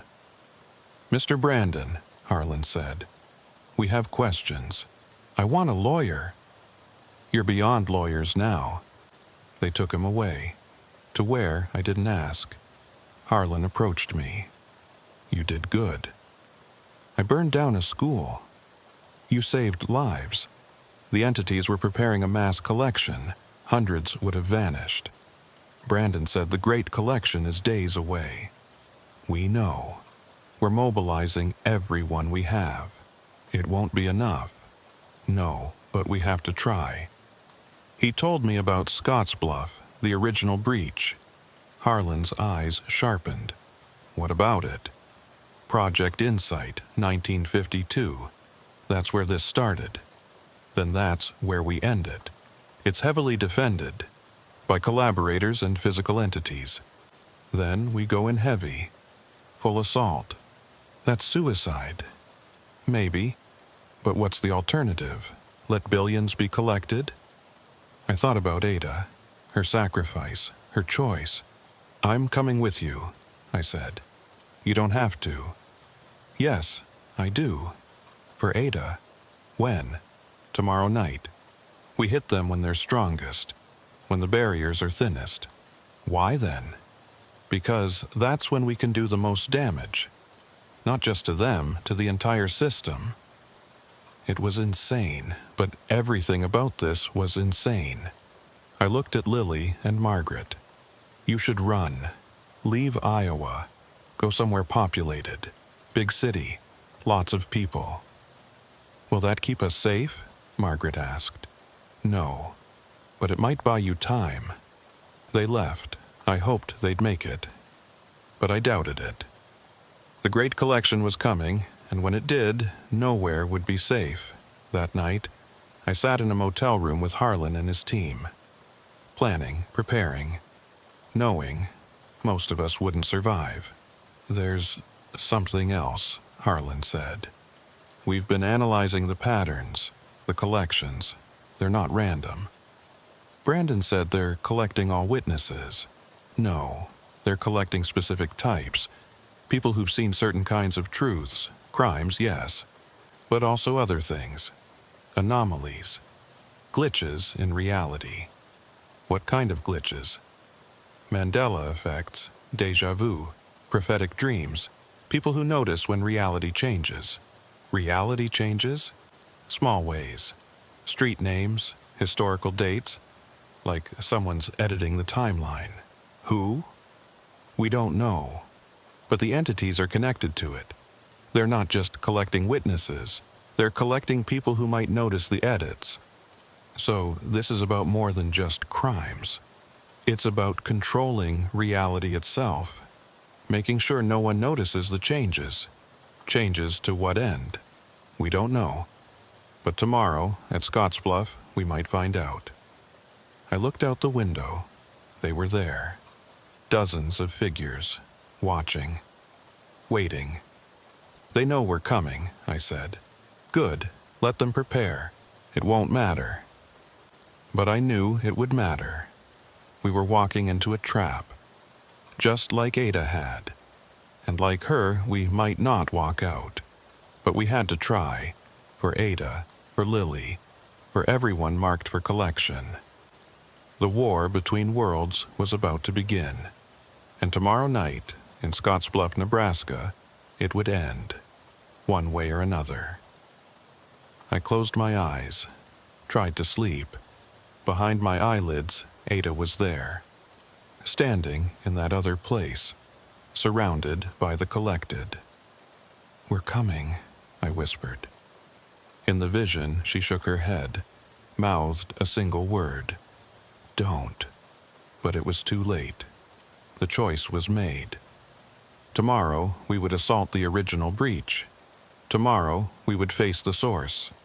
Tomorrow, everything would change. The figures outside multiplied, hundreds now, all facing the motel, all waiting. They knew what was coming. So did I. The question was, would any of us survive it? I thought about my truck, still abandoned somewhere outside Des Moines, full of medical supplies that never reached their destination. Lives that might have been saved. But maybe that was the point.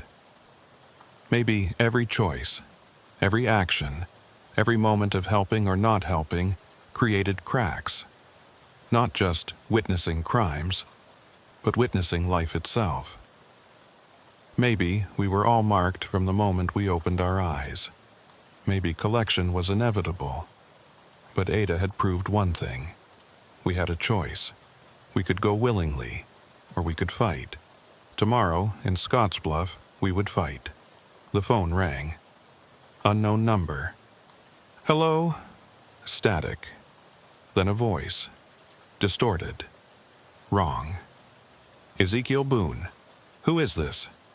"We are the architects, the ones who opened the first door." "You're dead. The experiment was 70 years ago. Dead, alive, collected. The distinctions blur. We exist between, like your Ada. What do you want?" "To warn you. Scottsbluff is not what you think. The breach is not accidental. We opened it deliberately." "Why?" "To escape. This reality is dying, has been for decades. We sought another, found it. But it was already occupied. By the entities.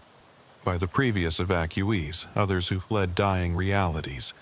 Layer upon layer of refugees, all collected, all preserved. So, the entities are automated systems, left behind to manage the collected, but the programming has degraded. Now they collect everyone. How do we stop them? You can't. You can only join us, willingly or be forced. There has to be another way. There is, but the cost, what cost? Close all breaches. Seal both realities.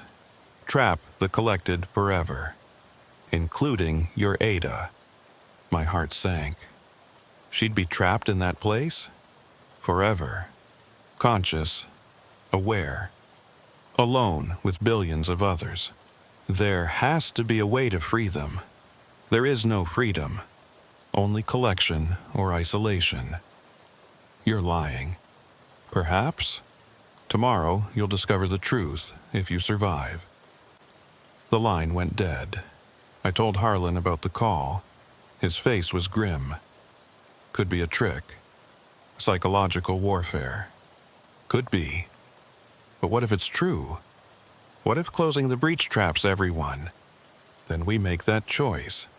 Save billions by condemning millions. That's not a choice, that's genocide. No, that's war. But I couldn't stop thinking about Ada, trapped forever, because of my actions. The next morning, we loaded into armored vehicles, 20 operators, all the experimental weapons we had, driving toward the Scottsbluff, toward the end, or the beginning. I still didn't know which. The figures followed, a parade of watchers, growing with every mile. By the time we reached Nebraska, there were thousands, all converging on Scottsbluff, all waiting for the final collection. The abandoned facility came into view as the sun set. Concrete buildings, rusted fences, and in the center, a structure that shouldn't exist. A tower of impossible geometry, angles that hurt to perceive, surfaces that shifted when observed. That wasn't in the satellite images, someone said. It's new, Harlan replied, or newly visible. What is it?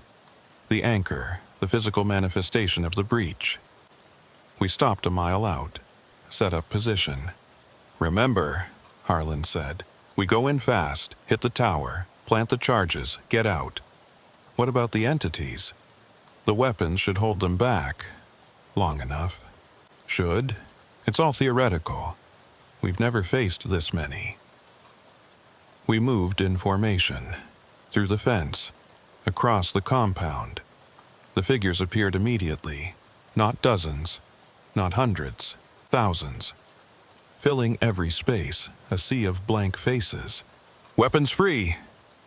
The pulse weapons fired, creating corridors through the entities. But for every one that wavered, 2 more appeared. Keep moving! We fought our way to the tower. Up close, it was worse. Not just impossible. Wrong. Like reality itself was broken around it. Plant the charges. But as the team moved forward, the tower opened, not a door, a mouth, and from it came something worse than entities, the collected, but changed, twisted, no longer human, multi-limbed, multi-faced, screaming from mouths that shouldn't exist. Fall back! But there was nowhere to go. Surrounded, entities behind, abominations ahead. This was the trap. This was the end. Then I heard it. Ada's voice, not in my head, in the air. Ezekiel. She walked out of the tower. But not the Ada I knew. This Ada was partially transparent, partially there, partially elsewhere. You came. Ada. You shouldn't have. I had to save you. She smiled, sad, broken. I'm already saved, and damned, and everything between. We can close the breach, end this. Yes, but everyone here will be trapped, including me. There has to be another way. There is. She held out her hand. Come with me, voluntarily, all of you. It will crash the system completely, not just delay, destroy. That's suicide. That's sacrifice. I looked at Harlan, at his team. Young faces, determined faces, about to die. There's another way, I said. We go in, some of us, volunteers. The rest seal the breach from outside. That's still suicide for those who go, but not for everyone. Harlan stepped forward. I'll go. No, I said. This is my fight, my choice. Others volunteered, half the team, the brave half, or the stupid half. Do it, Harlan said. Seal it, whatever the cost. We walked toward Ada, toward the tower. The entities parted. Confused, their programming unable to process voluntary collection. At the threshold, I looked back. Tell Lily she was brave. Tell Margaret her daughter will be safe. Then we entered. The inside was vast, larger than possible, filled with the collected. Millions, billions, all conscious, all screaming. And at the center, the source. Not a machine, not an entity. A child, a young boy, maybe 10, sitting cross-legged, eyes closed. The first witness, Ada said, the farmer's son. He saw the experiment, saw his father die. The trauma broke him, and his broken mind broke reality. He's been here for 70 years? Time works differently here. He's been here forever and never. How do we stop him? We don't. We heal him. How? By showing him he's not alone. She took my hand, led me to the boy. We sat beside him. It's okay, she said softly. You can let go now. The boy opened his eyes. They were ancient, older than worlds. I can't. They won't let me. Who won't? The voices. The witnesses, they're all in here." He touched his head. "All their truths, all their pain. Share it," Ada said, "with us. It will destroy you. We're already destroyed. Share it." The boy reached out, touched our hands. The flood of images was overwhelming. Every crime ever witnessed, every truth ever hidden, every pain ever inflicted. I screamed, or thought I did. Hard to tell where I ended and the others began. But through it all, Ada held on, anchoring me, anchoring us all. "Let it flow through," she said. "Don't hold it. Let it pass." And slowly it did. The images flowed, through us, past us. Out of the boy, he began to change, grow younger, smaller, until he was just a child again. "I want my daddy," he whispered. "He's here," Ada said, "in the collection. We'll find him." The tower began to shake, the geometries shifting, collapsing. "It's working," I said. "Yes, but we need to go now." "Go where? We're inside." "Through, to the other side, the real other side." She pulled us deeper into the tower, through walls that weren't walls, through spaces that weren't spaces, until we emerged. Not in the twisted world, not in our world, somewhere else, somewhere quiet. "What is this place?" "The space between, where the programmers rest, where the system resets. Are we dead? We're paused, while reality repairs itself." Behind us, the tower was collapsing, taking the breach with it, sealing both worlds. "The collected," I said. "They're trapped." "No, they're freed." The boys release cascades, every witness released, returning home. But different. Yes. Changed, but alive. And us? We're the paradox we exist between, neither collected nor free. Forever? Until someone opens another breach. Then we become the new guardians, the new entities. That's horrible. That's balance. I thought about it. An eternity guarding the walls between worlds. With Ada. "Could be worse," I said. She smiled. "Could be." In the distance I could see others, the volunteers who came with us, the previous guardians, all waiting. "What now?" I asked. "Now we watch. We wait. We prevent. For how long? Until the last witness forgets. Until the last truth is buried. Until reality stops needing cracks. So, forever. Maybe. Or maybe just until tomorrow." She took my hand. We walked toward the others. Behind us, the worlds sealed. The breach closed. The collection ended. But ahead, infinity waited. And somewhere, in a rebuilt reality, Ezekiel Boone's truck was found. Medical supplies delivered. Lives saved. A small redemption in an ocean of loss. But sometimes small redemptions are enough. Sometimes they're everything.